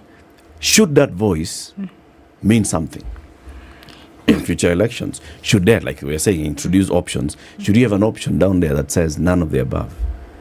I'm not inspired enough. And if None of you a do it for majority me, of people say none of the above, then cancel that election. Let's have another one. Bring fresh candidates. Wouldn't that be a wonderful thought? If we had the choice of yes, Now, meaning you have the list, page 1, page 2 of candidates, and you just go to the bottom. None of this. That's your choice. So for us to get there, obviously, it's important for us to go to the root of it and identify why this 8 million to 13 million didn't vote, didn't find it necessary. Was it the choice of candidates? Was it the process? Was it that they didn't register? Or was it that, like you're saying, they just didn't feel that any of the candidates put forward represented them? But it's interesting that out of 6 positions, you'd feel nobody really represents your interest, whether at MCA level or at governor level or at presidential level. And perhaps then the question should be, should we have options or educating citizens? Because part of it is, one, really understanding the role of the different positions. Because I want to believe that if people, for example, understood what MCAs ought to do or need to do at that very low level, they would perhaps invest more in knowing who their MCAs are. And if they opt not to elect anyone else, they would at least elect the MCA. The same would happen for a governor if you're invested in a county and decide that for this, I'm only interested in my county and therefore I'll only give my vote to the governor because that's where my interests are. I have proximity to the governor, I can access the governor, I can ask questions, I can participate. But overall, and in response to the constitutional questions, I think the biggest challenge is what we have defined or what we have taken to be public participation, that it made it very cosmetic, it doesn't count, people's voices don't matter. And with time, you then see the level of apathy. Even when the basic public participation process towards a legislation or towards a county development plan, your voice doesn't count, why should it count at that high level? So a lot of investment needs to then go towards sensitizing citizens on the roles, on why it's important for them to participate, on how they can hold their leaders to account. Because if there's a level of accountability, and I know that's perhaps a long shot, but if there's a level of accountability also on the leadership, and citizens feel that they can do something. The Constitution envisaged that when they put, when the framers of it put the recall clause, but you know what has happened with that recall clause. But if we give life to some of these provisions around recalling, around giving life to Chapter 6, and you see that the leaders you want are the people that are in office, there might be an effect. It could be slow, but with time, we could begin to reap the dividends of good leadership, and citizens would be more invested, not just in terms of the short-term gains around an electoral process, but very invested in a long-term gain of the leadership that they put into office. I think it ought to be a requirement for the state to look at how to make sure that you have brought citizens on board. Because I go back into this, 13 million, and the 13 million, I mean 13 million eligible Kenyans who should have voted in the last election did not. There are those who opted not to even register as voters, 4 million of them. And then there are those who had registered as voters, they didn't turn up, about 8 million of them. 8 million. Okay? So that's a high number, and that should tell something to the state. What is it that you're saying? So how do you reach out to those? How do you find out exactly why they chose not to participate? What's the reason for their apathy? And an interesting observation also around these numbers was that in these elections also, the number of registered young people also dropped, from 2017. So if you have the generation that we are quoting as the future generation not invested in a process that informs their future, then there's a very big problem. And we do need to go out there and narrow the gap between the government, between the duty bearers, and between the citizens, because that seems to be a very large gap. And with time, if it's not addressed, then where are their issues getting addressed? Because at some point, there'll need to be a solution to the issues they face. And if they feel that their voices don't count in the mainstream issue, then we are also quoting certain challenges in the future. You know, Eric, the point you're making and why it's actually extremely valid is this, for there to be a vote of no confidence of any meaning, we normally require 2/3. Okay? Yep. Now, 13 million is a really serious percentage if you look at the registered voters. So it may not be 2/3, but if the trend continues, we are seeing a growing vote of no confidence in the system and its outcome. Yes. And it's not a voice that can be ignored. Because you can actually argue conversely that had this group voted, perhaps the electoral outcomes would have been different. Would be different, yes. And even now, they're not voting has made it different. Yes. Yeah. It's not a figure that is not impactful. It's very, very impactful. And it's significant. It is. And there is need. So for us on this side of civil society organizations, it's really going back to the drawing board and trying to identify what are these issues that led us to these 13 million people not vesting in the elections, and trying to address them, but then also the need to start addressing these issues now. But I think, like I've said, the most important is narrowing that gap. The government across the two levels has a responsibility to really try and put in place mechanisms to make these voices heard, because we also can't be talking, as per the title of the report, leaving no one behind, but we are leaving a large segment of the population, not just in terms of the decisions that we make, but ensuring that they're actually not involved in any decision-making process. And those are the questions that we need to be asking ourselves as we move forward and as we now get into the next set of elections. And answering in the future, isn't it? Answering, yes. Caroline, congratulations on this report. Thank you very much. Clearly, you took a lot of time to put together the report. Thank you very much. And now it's time for you to relax a bit and start watching some TV. And Ndu can tell you how you can get to watch some TV. So, whatever you will spend on this TV watching, because it's the month of love, see now those warm and fuzzy rainbows, bunnies, things like that. Showmax says they'll give you another month free. Just do like that, they'll do like that again for you. Whatever your subscription is, 300 shillings at the the packages range from that. So starting at 300 shillings, whatever it is that you choose for your entertainment on TV, they're going to match it for a whole month for nothing. Because, in a give. Oh, wow. Caroline Gaita is the Executive Director of Mzalendo Trust. She's been here talking about negotiated democracy and how we saw it play out in the last general election. Keep it here for more conversations. Coming up in the next hour, we have the Senator for Nandi County, Samson Cherargei.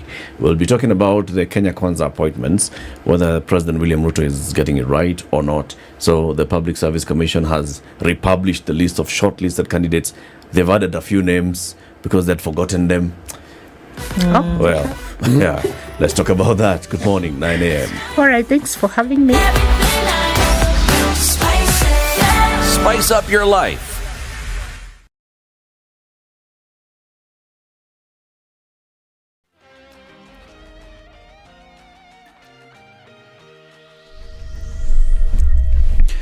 Good morning, this is Newswire. I'm Dennis Aseto.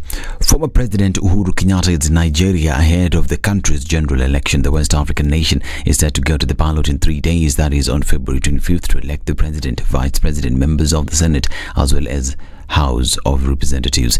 This comes after Uhuru was picked to lead a 90-member Africa Union observation team for Nigerian polls. Kenyatta said the mission draws its mandate from various AU instruments and will be supported by experts from the African Union Commission. You will no longer be required to book a fingerprinting date while applying for the police clearance certificate, formerly known as the Certificate of Good Conduct.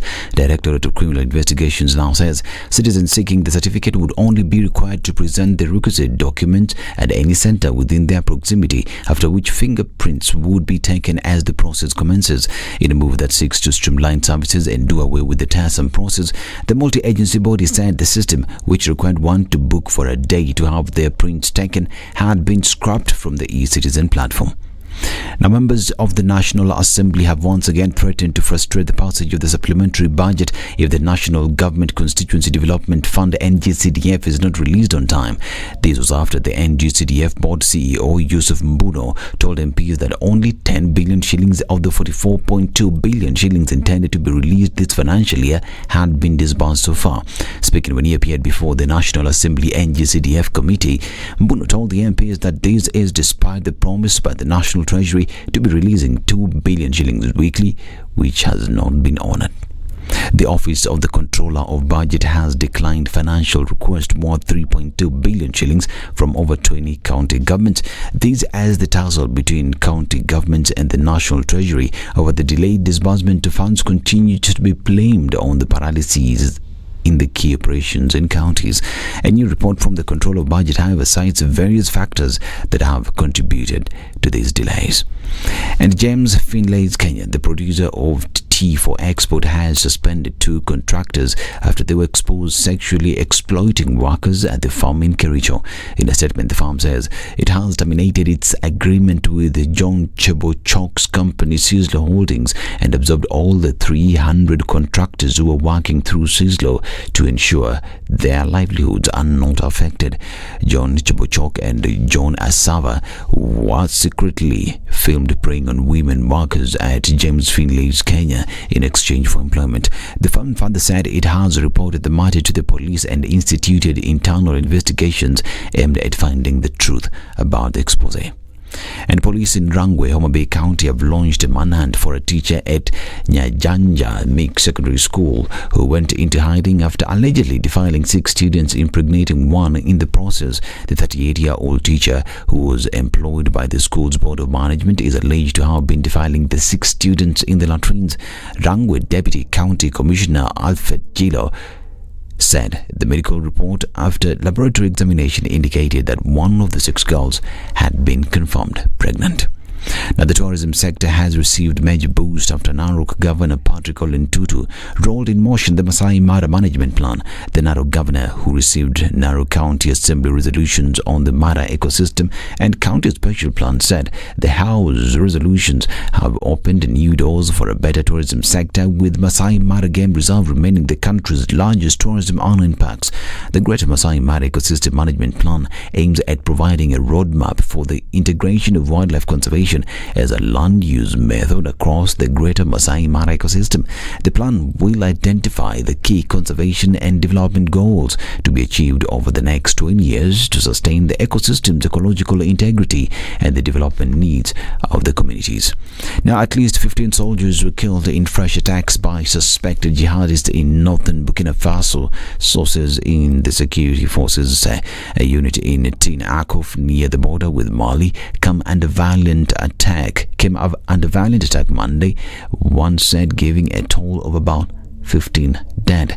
The army mounted counterattack with air support, neutralizing dozens of terrorists. Now, Kenya Sevens head coach Damien McGrath has vowed to fight with everything they got to ensure that Kenya remains in the World Rugby Series in the coming season. Shujaa is currently languishing at position 12 in the World Rugby Series ranking and will need to climb up the table to avoid the playoff duel in the final leg of the season, whose winner will remain in the big league. This is News. I'm Dennis Aseto. Good morning.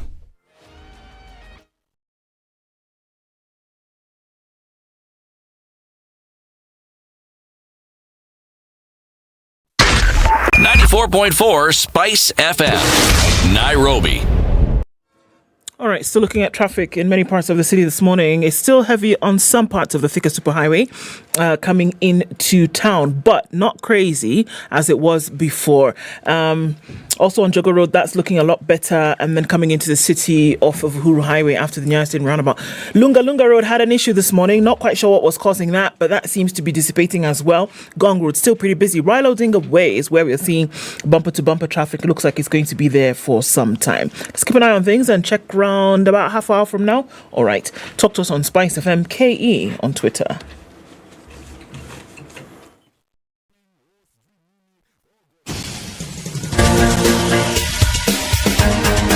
This is the Situation Room, the home of hard-hitting political commentary and penetrating insights about the state of the nation. This is a talk radio experience like no other. The Situation Room, a place for hard truths, debates, and elevated conversations. The Situation Room, witty, political, engaging, deep, controversial. In the room, we have C.T. Muga, researcher, academic, seasoned political observer, a fountain of wisdom in these politically uncertain times. Ndu Oko, Nigerian by birth, Kenyan by choice, communications expert, Pan-Africanist, a truth seeker and believer in people power, and Eric Latif, agent provocateur, the man in the chair, seasoned journalist, news hound, a man who believes in punching up, not down.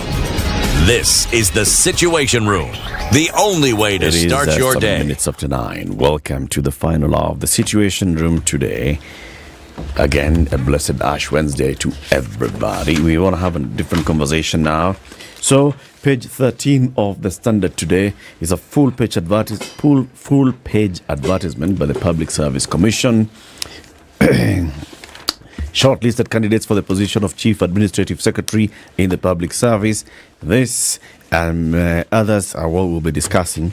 The appointments that have been made so far to various government positions by President William Ruto and his ministers, are they getting them right? Are they inspiring confidence? To help us with that conversation is the Senator for Nandi County, Samson Cherargei. He is here already in the studio. To welcome him, CT has the day's proverb. I do. Yes, the whole of this week, our proverb is from the country of Tanzania.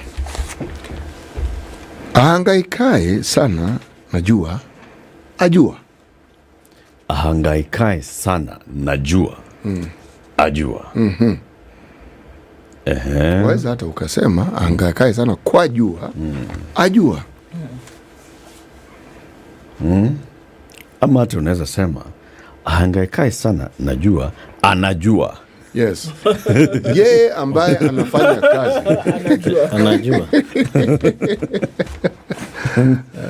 Senator, good morning. Morning, sir. Welcome to Kenya's biggest conversation, the hot seat of the Situation Room. Thank you. Good to have you back. Yeah, at least Happy New Year.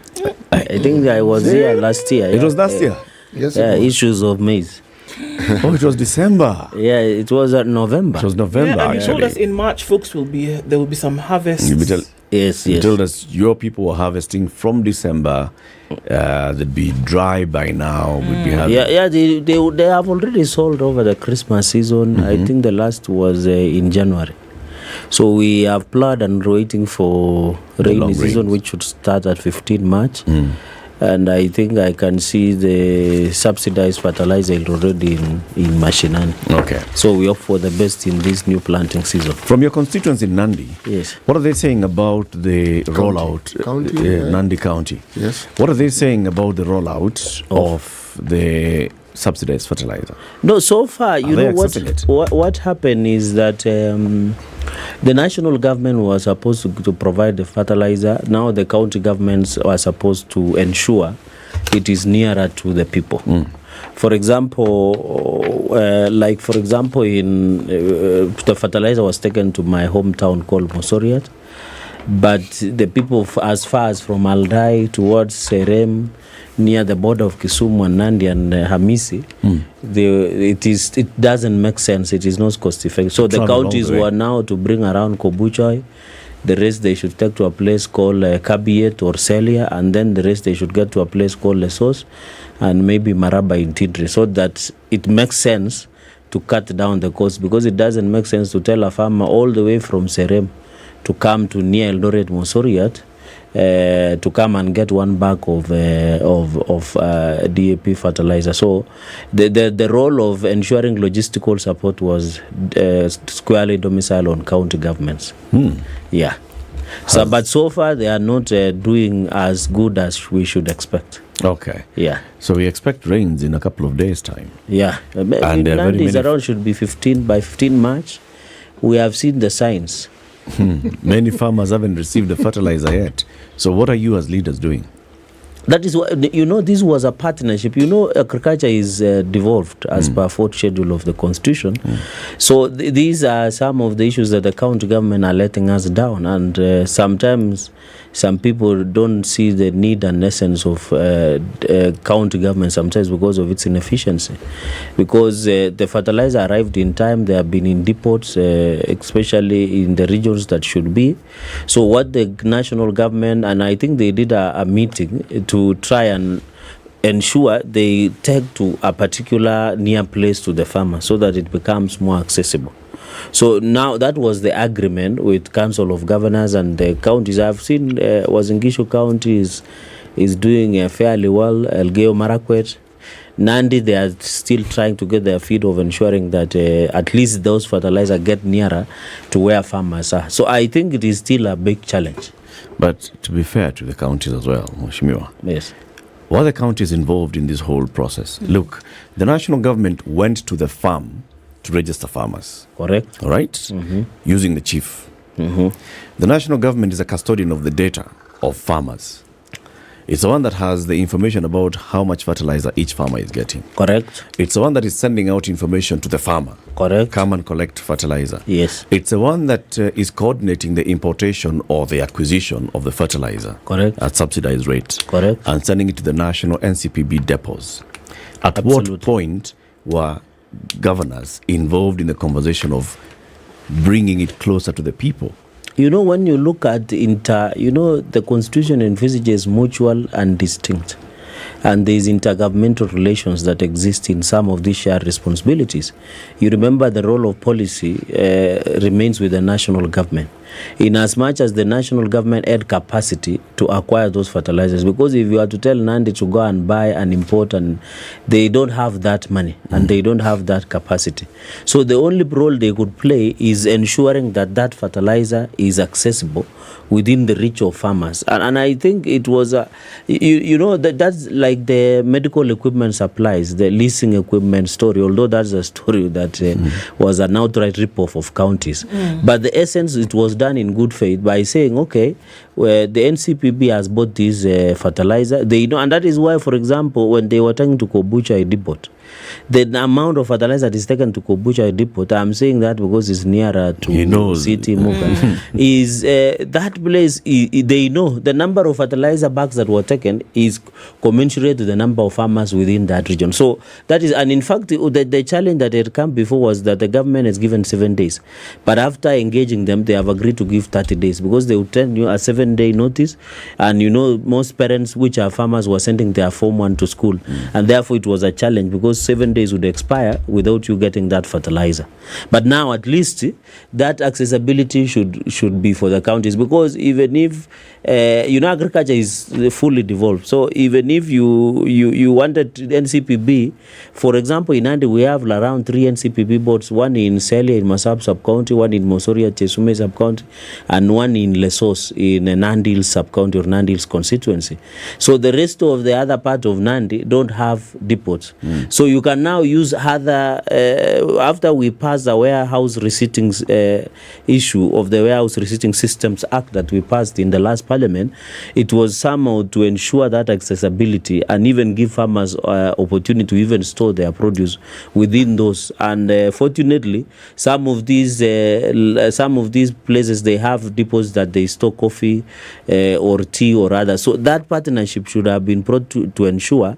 I know there could be an issue of why did counties be the ones buying. Those are issues of capacity, issues of having the cash and what have you, and that logistics. Yes, I'm on the point of this distribution.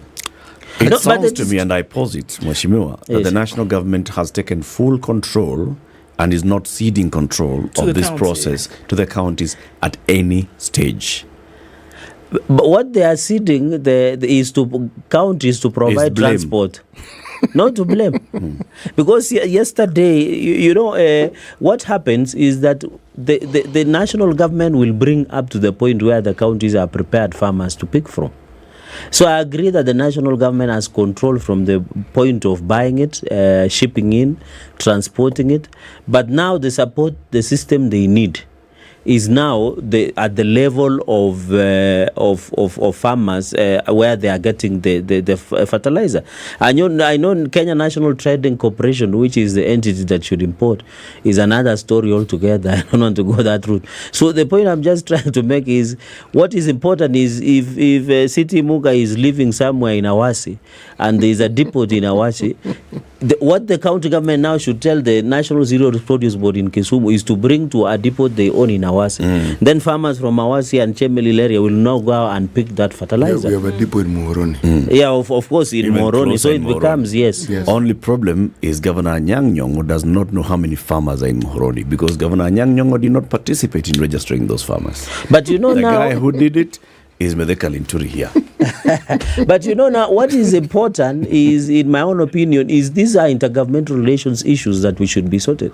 So you know, we don't, as a Senate, we don't sit in COG or IGTRC, and therefore it is hard from where I sit or where I stand to be able to have how the county should operate. You know, those are some of the issues the governor should raise. Actually, Mheshimiwa, you are in the right position and you are very firmly placed to do the very thing you're saying you can't do. Because what is oversight about if not just that? No, let me come to that. You know, oversight is like a mortician. When the thing is already dead. Yes.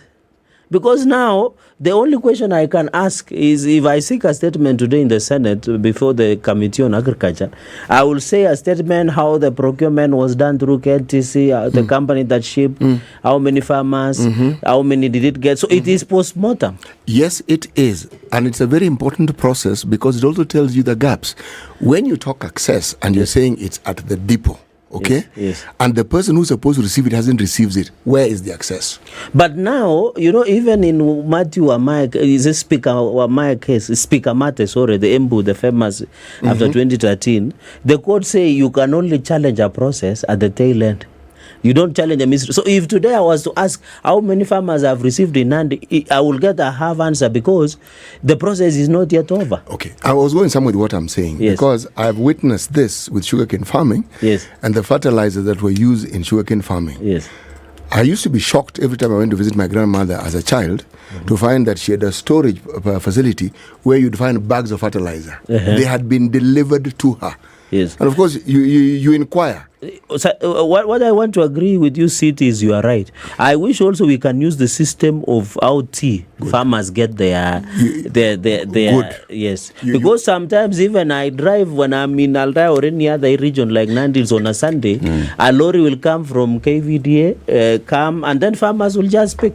So I think what we should be saying is more of best practices. Yes. Especially tea. The tea farmers, by the eyes a system, or now they get their fertilizer, and I think that's a brilliant system.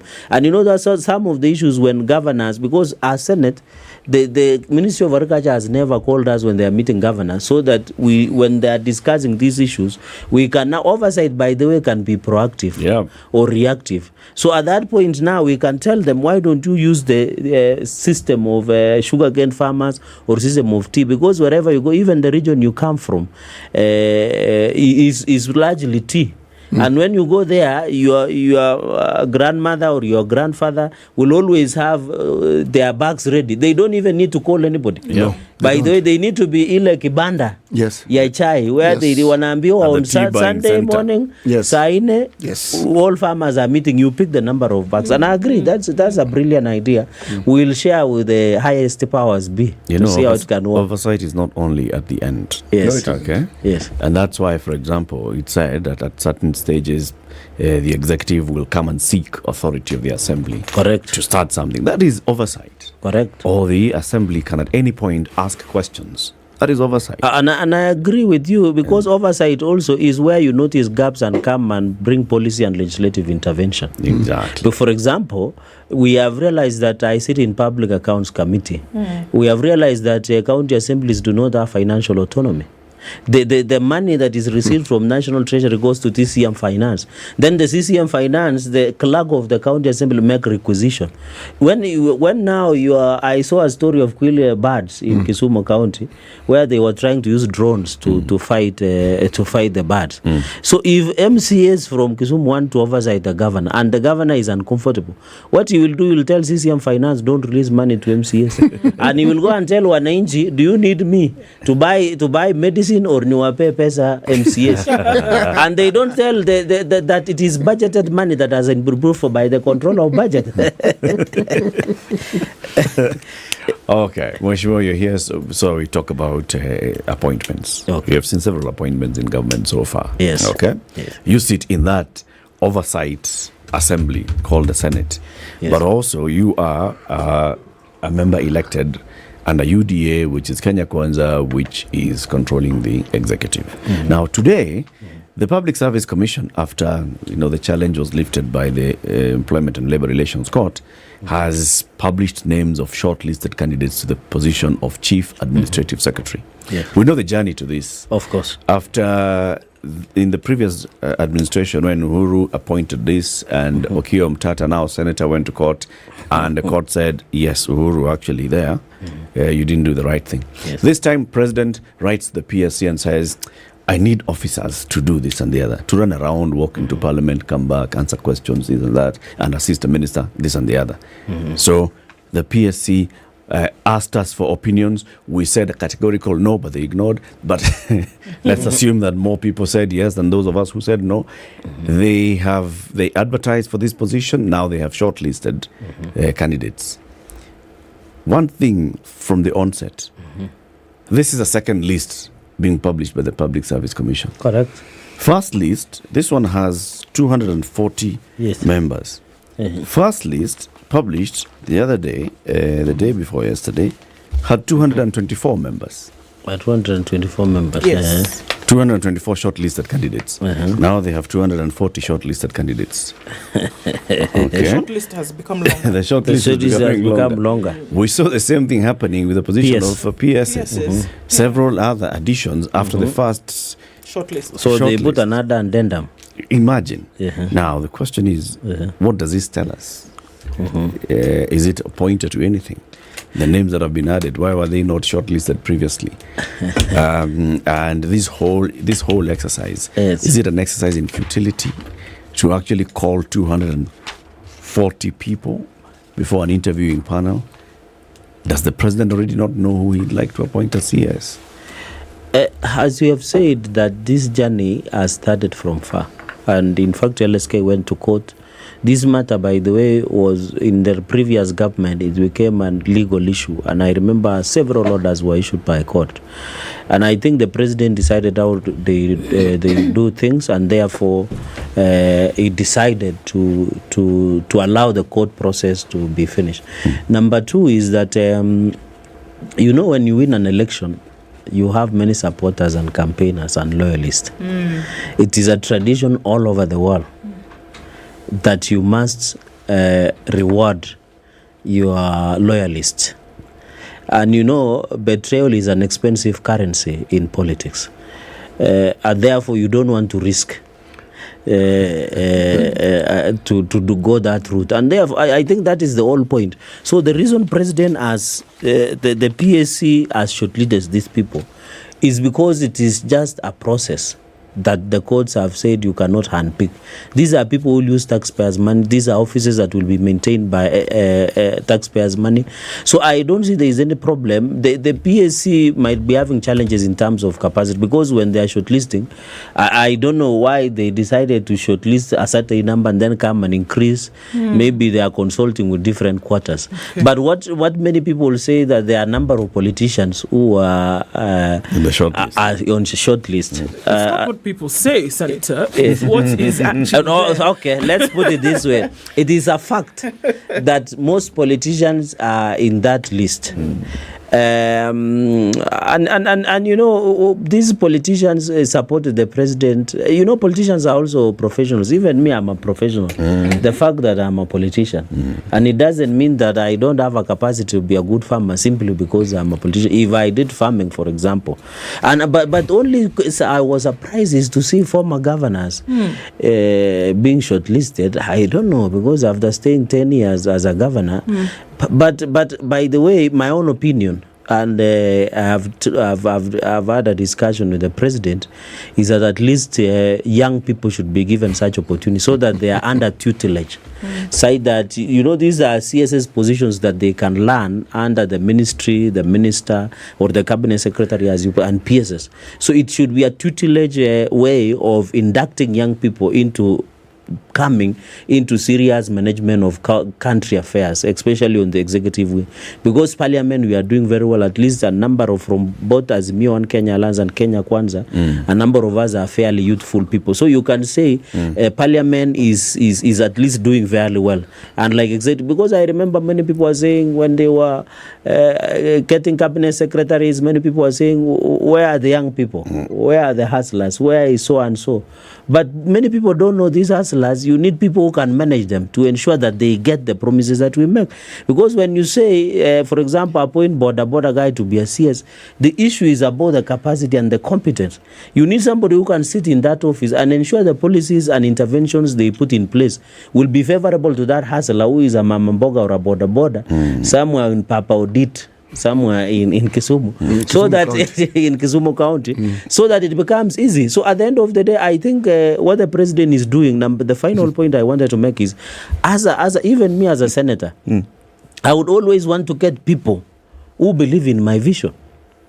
And that is why you cannot just get somebody who was sabotaging the other. For example, in this government, there are still many remnants of Azimio One Kenya Alliance, and we know them even in senior government position, and they should be shown the door. Hey. There is no option. People in public service. Yeah, in public service, because you're saying as high as CS position. No, not as high as CS position. As high, we have cleaned that one and the PSS, but as high as senior positions within public service. And these are people that were known that they did not respect the president when he was the deputy. They campaigned for the other candidate, and it's nothing wrong. It is their right by the under Article 38 to a political right to vote whoever you wish. It is a political, but it means how can you serve under me when you didn't believe in my vision? And that is why you will see sabotage here and there. And my opinion, and I've said this not because I'm an activist, but to be honest, is that get the people who believe in your vision. Let the remnants of Azimio One Kenya Alliance who are within the system be cleaned, so that when the president delivers, he delivers on a clean slate where people believe in it. And there's no two way about, even if, which was unlikely, even if Azimio had won, they would be cleaning up the system to get any remnants of people who are purported or thought to be the friends of William. And this is the tradition. I don't believe even in Joe Biden administration in the US. There are remnants of Donald Trump. In fact, he's going after them. So, in fact, what we are just doing is that we are just saying, let the president get the people who believe in his vision, who stood with him, who campaigned for him, who are his loyalists, who believe in the vision. That is the way his agenda can move forward. Where do you stand, Senator, on competency-based appointments vis-a-vis loyalist-based appointments? Where do you stand on that? What do you think ought to be done? You know you can be competent and loyal. You can also be incompetent and loyal. So that's what I'm asking. I agree if at some point or at some stage, some of the loyalists that will be hired incompetent, they should be shown the door. But somebody can be competent and loyal. Sure. So what we are having in office is that, and there is no two way about it. Let us have people who are loyal, competent, and I think, Latif, as we have seen, I don't think the PSC would shortlist people who do not meet the minimum requirements. Sorry? It is. I don't think PSC would shortlist. You don't think? I don't think that PSC, as per the law, because they are provided under the Constitution, can be challenged. Yeah, even if you are hiring somebody in SpiceFM and you sit as a selection panel, there are minimum requirements that you will need. So I think these people have met the minimum requirements. It is upon the appointing authority to decide who he wants to serve within the cabinet of the president. Okay, let's take a break. Nandi Senator Samson Cherargei is our guest this morning. We're talking about the appointments that have been made so far and continue to be made into the William Ruto administration in Kenya Kwanza. 9:30, time for us to take that break and to remind the Senator, okay, don't use public funds, but the next time you're flying using your own funds, Senator, and you're leaving from here to go to Europe, to go to Asia, to go to the Americas, either south or north, fly Emirates, okay, and then go to business or first class. Yes. I'm sure you've done it. So what is, people, those are procurement issues. And there are procurement laws in this country. Yeah, if you are traveling officially, and by the way, I've seen some of us have, because of when we are going to, we have used Emirates. So I don't think, and they are very comfortable. Their planes are new, and of course they have very second class, first class, and business class, and even economy. They are very clean and very good. The service is top notch. But I think I don't want to go further than that, as a public servant, I might increase a fee note after this. As a public servant, you of course, we are not going to pay for you first class. No, of course. But now when you have, because you have your own money. Yes. So once in a while, as we are still working from bottom, going up. So, but of course, at the end of it has bottom and up. Yes, it has bottom. It's a double decker. It's just like these are the aircraft, but they are doing very well. But of course, we in future we need also to protect our own. Yes, but they are doing very well. At least the timing when we are living here, at least they keep time. That's what I like about. If the schedule is top notch. And even if you are traveling from Europe, when there is even winter, you don't need to make a stopover to fix it. They just fly all the way here, and they wamejipanga, in short. You know, there are some planes ukipanda, I don't want to say, you must stop in Chicago or somewhere. They need to put here kutoa eyes or something. So wamejipanga. 28 minutes to 10. Fly better with Emirates.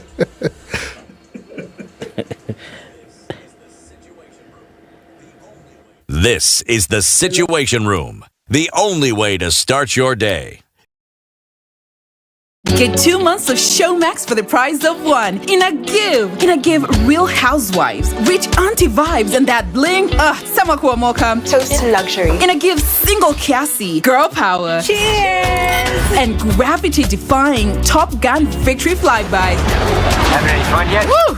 In a give kupindukia. So subscribe now to get 2 months for the price of one from only 300 shillings for limited time. In a give Showmax. Sign up at showmax.com. The world needs tolerance and inclusion more than ever. That's why we at GALC Plus, as the national umbrella body for 18 LGBTQ plus led organizations, build alliances through support of human rights and a comprehensive framework for the response, prevention and management of sexual and gender-based violence in the LGBTQ plus community. We encourage our community and allies to reach out for assistance or report incidents through email at info@galc.org or call us on 020-242-6060. We also encourage our allies to use their voices and speak against prejudice and hate. Everyone deserves to be treated with dignity. Join us to break the cycle through #BreakTheCycle of Violence on Twitter. Fly Emirates first and business class and look forward to a journey that's as incredible as your destination. Start your holiday with delicious fine dining, impeccable service, and comfort that's out of this world. Sip drinks in our A380 onboard lounge on flights from Dubai and beyond. Watch a movie and drift into a restful sleep in flatbed seats. Treat yourself to Emirates first and business class. Fly Emirates. Fly better. Get 2 months of Showmax for the price of one. In a give, Real Housewives, rich auntie vibes, and that bling. Sama kuwa mocha. Toast to luxury. In a give, single Cassie, girl power. Cheers! And gravity-defying Top Gun victory flyby. I'm ready for it yet. Woo!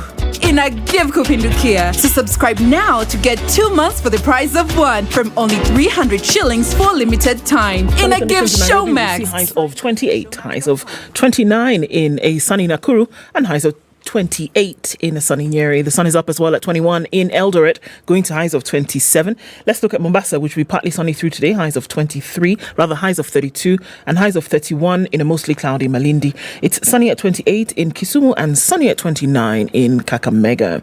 23 and hazy conditions through Kampala, going to highs of 28, and we'll see highs of 31 in a mostly sunny Dar es Salaam. It's 15 and sunny in Johannesburg, highs of 24, and there's a haze over Lagos skies at 26.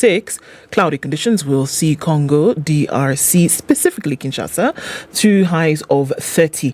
Looking out into Beijing, it's 7 and sunny, highs of 9 and lows of -4. Cloudy at 7 in Paris and light rain in London at 7.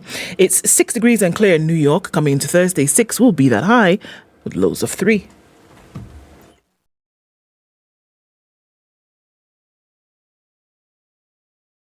Mature, intelligent talk every morning. And right, 94.4 Spice FM, Nairobi. A little bit better on Uhuru Highway this morning as you're going out towards the Nyeri Stadium roundabout, and then you'll get onto right around Haile Selassie, and that should be okay. It's much better on Langata Road, and it has cleared on Rilo Dinka Way. What else is causing a problem? It's Limuru Road coming out through towards from Gigiri, United Nations Avenue, that little nook there. Thika Superhighway much better now, just right around Muthaiga Square and the Pangani underpass is where you find some traffic. But apart from that, traffic hour is officially over. It'll probably pick up again throughout the rest of the day. But let's talk on SpiceFM KE on Twitter.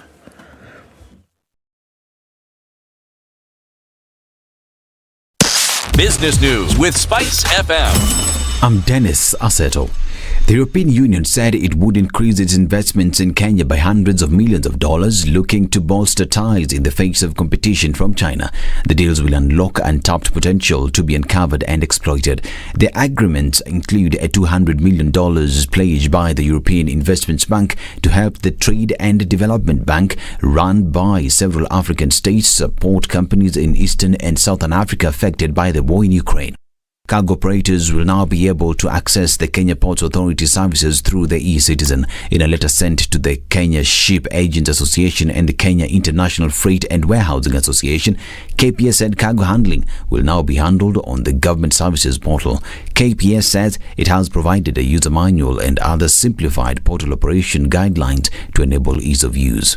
Kenya Police Sacco profit fell by nearly 400 million shillings in the fiscal year that ended in December 2022, owing to lower commissions and fees. In its latest financial report, which was released at its annual general meeting in Nairobi, the Sacco's revenue dropped from 2.6 billion shillings in 2021 to 2.2 billion shillings in 2022. Declining fee and commission incomes dented the firm's target of growing profit last year.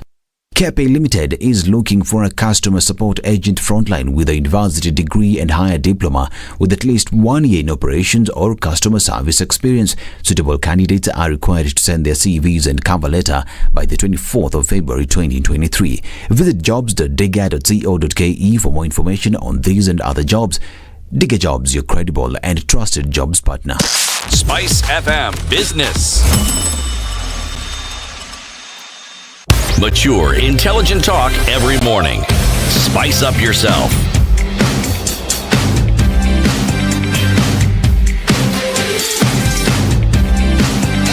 Mornings done right. 94.4 Spice FM, Nairobi. With Nandi Senator Samson Cherargei about the appointments to government. Senator. Yes. Looking at those that have been appointed to positions so far, you've said something that when you're talking about, the importance of the president playing the political game. He made a promise to several people and to several regions and to several interest groups. Correct. That you'll be incorporated into my administration. Correct. So some of the appointments then that we are seeing are in fulfillment of a promise. Right? Yes. Now, how does that impact his own desire to actually see the right person occupying the right office? Like now, all these people, 240 who have been shortlisted for the position of CAS, let's say he puts a CAS in each state department, So we're going to have 49 CASs. Correct. Are they all going to be, because he's trying to balance this politics with an eye ahead, an eye looking back at the promises he made last year, an eye looking at accountability come 5 years down the road to the political people and also to the people of Kenya did you deliver? No, Latif, what I think the president is trying to do and where he sits from, he wants to get his team that he believes the promises and the pledges I make to Kenyans. This is the team that he believes in. For us who love football, and I'm an Arsenal fan, is you put a team. That's why a coach will come and try and put a team in place that he believes that team can play very well and be competitive and win the trophy. So I think as Kenyans, we should also give time president to craft his own team, so that when he's implementing his manifesto and pledges, he's comfortable with. Number two, the people you are talking about is that, there is a perception. And I don't want to say media. Everybody. If you think if it's media, there's a public perception. There is a public perception. And I think it is all of us. I don't want to say media because there is also social media space that is run by individuals that they are trying to paint that the appointments that are made by president come from two regions or come from the people that call company and shareholders. The point is that many people, whenever Kip or Mwangi or somebody are appointed, you see social media and even mainstream media come out and say, they are appointing from only two tribes. But when appointment, there is a last week that appointment was made of Kemri chairperson, Senator Ali Abdullahi. We served together. He's from, he was from Wajir. No one wrote in social media, no one. But if it comes to anybody else, they will write. Now, there was a former governor of Kisumu, Ranguma, Jack Ranguma. There is, I think, Eddie Anyanga or Ayaka of Migori, a former member of parliament somewhere there. You will never hear anybody talk about. But the moment he appoints either from Mount Kenya region or Rift Valley, you will see everybody on social media. I think that is the perception that we need to believe also, that even the way, we need to be honest with ourselves. Not because that they voted for Kenya Kwanza, but you need to look at the population of the country. If you were to use even pro rata or rationalization, of course, definitely there will be some imbalancing. It is the nature. Mheshimiwa, yes. What is wrong with appointing your own people? There is nothing wrong. Yes. So why the lengthy explanation and excuse? If you feel you want to appoint people who come from where you come from, what is wrong with it? It's the number and the percentage. That's why I was telling you, the Constitution gets in the way of these things. Because the Constitution is going to talk to you about gender balance, regional balance, yes. And what have you, okay? Yes. So, the conversation often is not about who is appointed and how they are appointed. Yes. No. It's a conversation about it. If you listen to the talk, now, the Deputy President has been there in the media in the past days, what he said about the issue of the company. Yes. When you listen to the conversation about appointments, it sounds like it's a revenge mission. These people did this, we are now doing this. These people did this, we are now doing this. And this is our position. And yet, the changes that you're talking about and these appointments, every president, every administration has done what they thought was good for them, without exception. But across the world. I'm talking about this country. Yes. It's done all the time. So, people favoring their relatives, their cousins, at every level. You see it with the governors, you see it with MPs when they choose the people who manage the constitution development funds, etc., etc., etc. However, when the conversation around it, and it's by you, esteemed Waheshimiwa, when you're justifying it, and you do very well until you mention the other people who did this. Then people wonder, okay, so what exactly are you doing and what is the motivation behind it? The optics around it are not the deed, but how you represent what you are doing. So the fodder that we, the media, pick up on is that, and we amplify it. Agreed, because what I think is that the fact that the Constitution provides that when you are appointing, you must consider region, religion, ethnicity, or where they come from, comes in as a checks and balances, especially when you are hiring or you are getting, and that is why the question of competency and meritocracy might sometimes come in place. Because, by the way, you can, and I've seen even with TAC, where in northern Kenya, they had at time, I think Amina Mohammed, the former CS, tried to lower entry grade to bring affirmative. Yep. So sometimes the issue of meritocracy and competency takes a backseat to try and satisfy the Constitution. Because you can have people from maybe from anywhere, even from here in Nairobi, 10 of them are qualified. But because the Constitution says you must have a regional balance, you are forced to go to Turkana or Northern Kenya. I'm not saying they don't have qualified people, but trying to be affirmative, yes, as many as it should be. So you are forced to satisfy the Constitution. You must bend backwards and ensure that you lower in affirmative manner as the Constitution. But I agree with you, as a person, you must, as a president, even governors. And this is an issue because I see it also, one of the audit query in most of the counties is the issue of wage bill. Yep. What happens? Every governor, when they are elected, they come with their people. And most of that people are maybe their campaigners, their relatives, as you have said, their cousins, who they believe that it will assist them to be safe in courts and to be able to deliver on what they believe that they had promised the people. So I think when the president is doing that, and the president, by the way, is very keen. I can confirm because we have sat one-on-one. He is keen in having the face of Kenya on several occasions.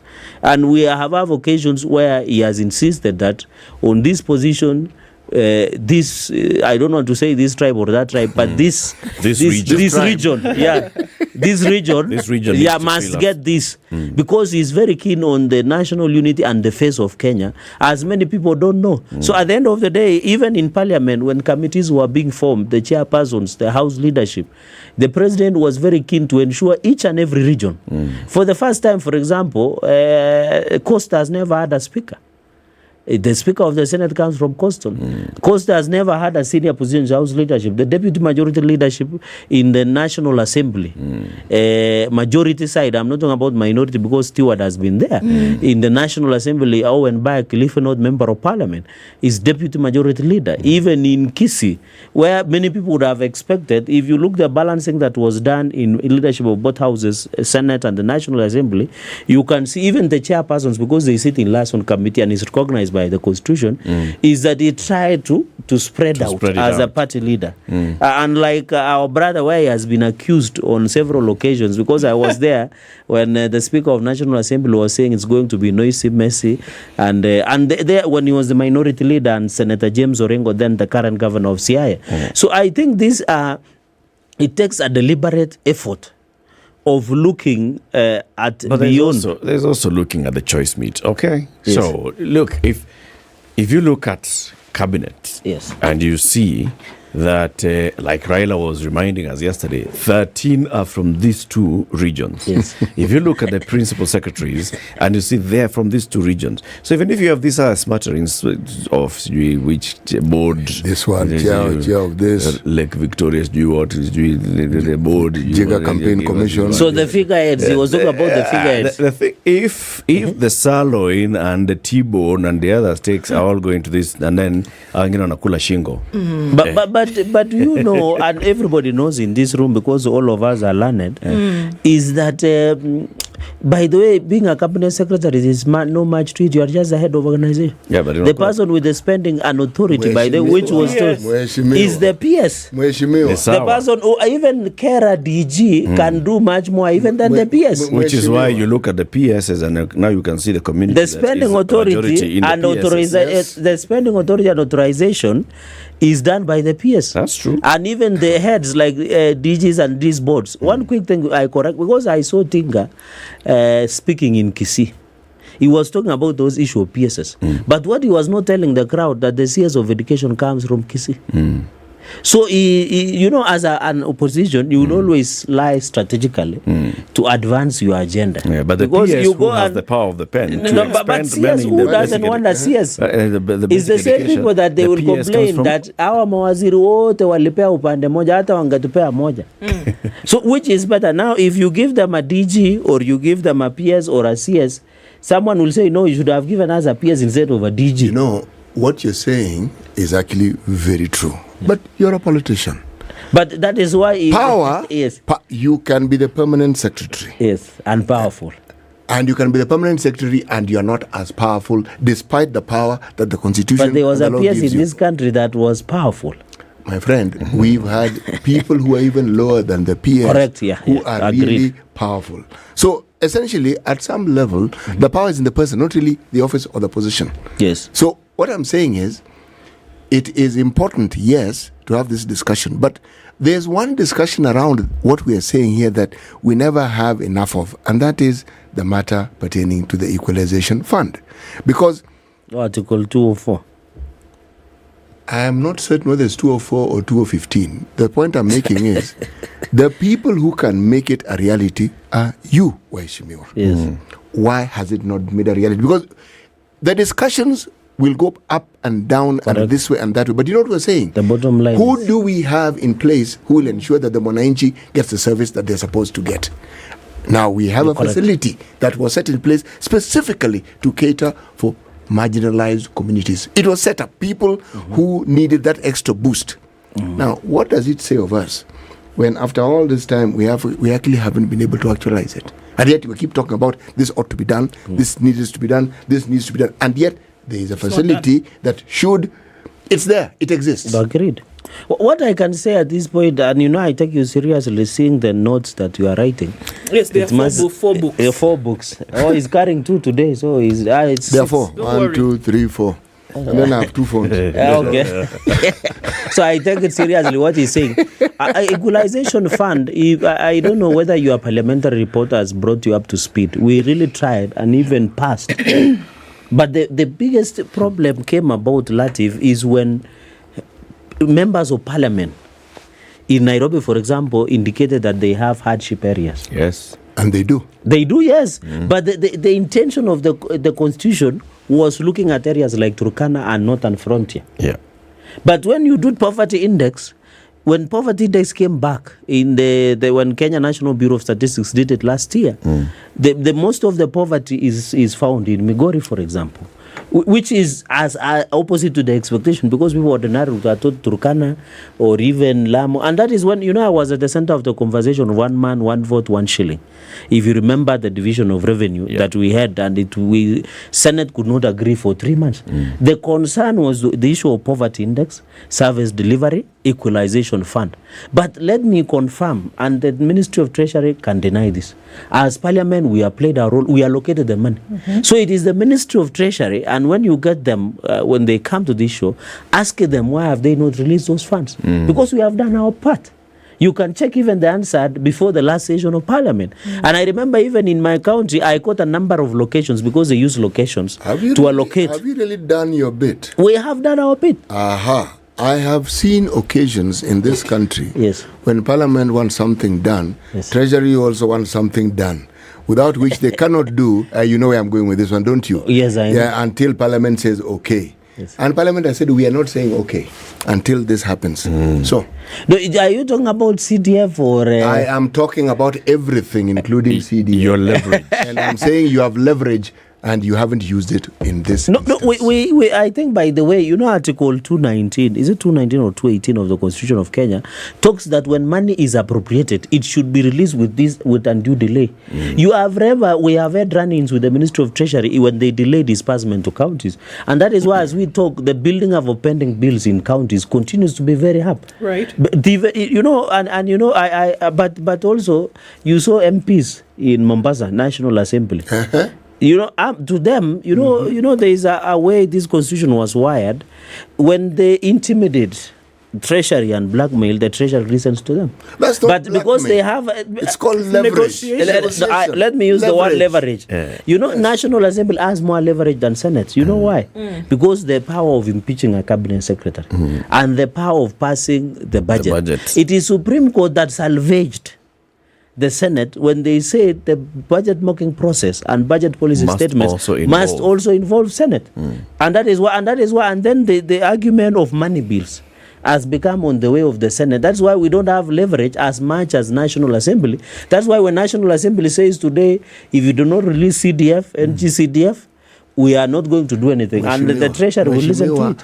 I would urge you not to excuse the lazy approach that the Senate has to these matters. Lazy in this sense. Yes. If you could go to court and argue your case and the court could see your point of view, why is it that the Senate always talks about them being helpless and toothless? You are the Senate, for heaven's sake. Why don't you look for ways of actually ensuring that you are as powerful as you can be and as powerful as you ought to be? Why do you sit back and take the second position and then whine about it? No, we are not whining about, but the way this constitution was drafted, it was drafted in such a way, I don't know the intention, because the drafters of the constitution have looked at the history of how it was drafted. The intention, they didn't want to have a Senate that was powerful. Because when you go somewhere, Eric and my sister here, is that the Senate has the veto power in serious jurisdictions like the US. So in fact, if we were given the veto power, say that the National Assembly... Of course, who is going to give it to you? The president has made suggestions to parliament that we need to amend the constitution. And then I think when we will amend the constitution, we'll be able to look at such of the issues. Because, for example, I remember, and I was the chair of JLAC. Who has the power of kick-starting the process of amending the constitution? The parliamentary initiative can work. But we are looking at it. I hope you have been following the debate. You know, when I sat as the chair of JLAC, and by the human rights issues, extrajudicial killings, I did a report and even grabbing of prisons land in this country. I remember when you used to summon a cabinet secretary, you invite, because that's the constitution, either committee of parliament can invite or summon a cabinet secretary. Most of them would prefer to go to National Assembly as to come to Senate. We have never known the reason as to why. So that is why now, after 10 years, we need to relook how this parliamentary, the parliamentary, is it bicameral parliament operates, so that it becomes easy in terms of running of our affairs. But I want to tell you, Senate is doing a lot. Yes, they are. We are doing a lot. And then another problem we are facing is on the issue of money bill. When we want to legislate, the National Assembly would take that legislation, go and subject to their parliamentary budget office, and then they say this money bill, the Senate does not have power. What do? They reproduce our bill and publish. And that is why when I was the chair, by the way, there were 24 legislations. We did our bleedings, moved to the Milimani locals under Justice Weldon Corrinden. We were given orders that, National Assembly was so mischievous in the last parliament that they could pass even amendment of KEMSA Act or Health Act, which directly is devolved and then sneak it to the president to assent. But those are supremacy battles that we hope, and I agree, because we cannot operate as Senate without National Assembly. We must work together as conjoined twins so that we can achieve for Kenyans. Fortunately for you, now the Speaker of the National Assembly is a former 2-term senator. Correct. He understands the plight. Of course. So lobby the speaker. You have a direct way of we have a direct way, but also you never know. No, we know. But by the way, I was suggesting finally on that thought, so that it ends neatly and Kenyans can at least follow, is that we thought and that was my thinking then when I was the chair of JLAC, we thought that before the president assents to a bill, any bill, there must be a concurrent certificate signed by both speakers. Board, yes. So they tell the president, this is the certificate and this is the bill you need to sign. If he sees the signatures of both speakers, then he says this bill has been concurrently accepted and now they are sent to it. Makes a lot of sense. Makes a lot of sense. Senator, thank you very much. Oh, time is up. Imagine. I thought we have 2 minutes. Or that one is for paying the bills. So it's an honor to be here and to pass my greetings to the people of Nandi. Yes. One of them passes greetings back. Denzel Kogo says, say hello to my senator. Okay, I am passing greetings. Unajua in huko my neighbors, you must pass greetings when you are in student. And wish them well. I want to appeal to Kenyans even as we proceed with everything, and I can see our brothers are having prayers. Let's keep praying for this country, but not only praying, but keep working to transform this country. All right. Yeah. I'm happy everybody is now praying, including Raila. Wow. Come again soon. Senator Samson Cherargei, Senator for Nandi County. Thank you for tuning in to Kenya's biggest conversation. Have a lovely day. See you tomorrow, 10 a.m.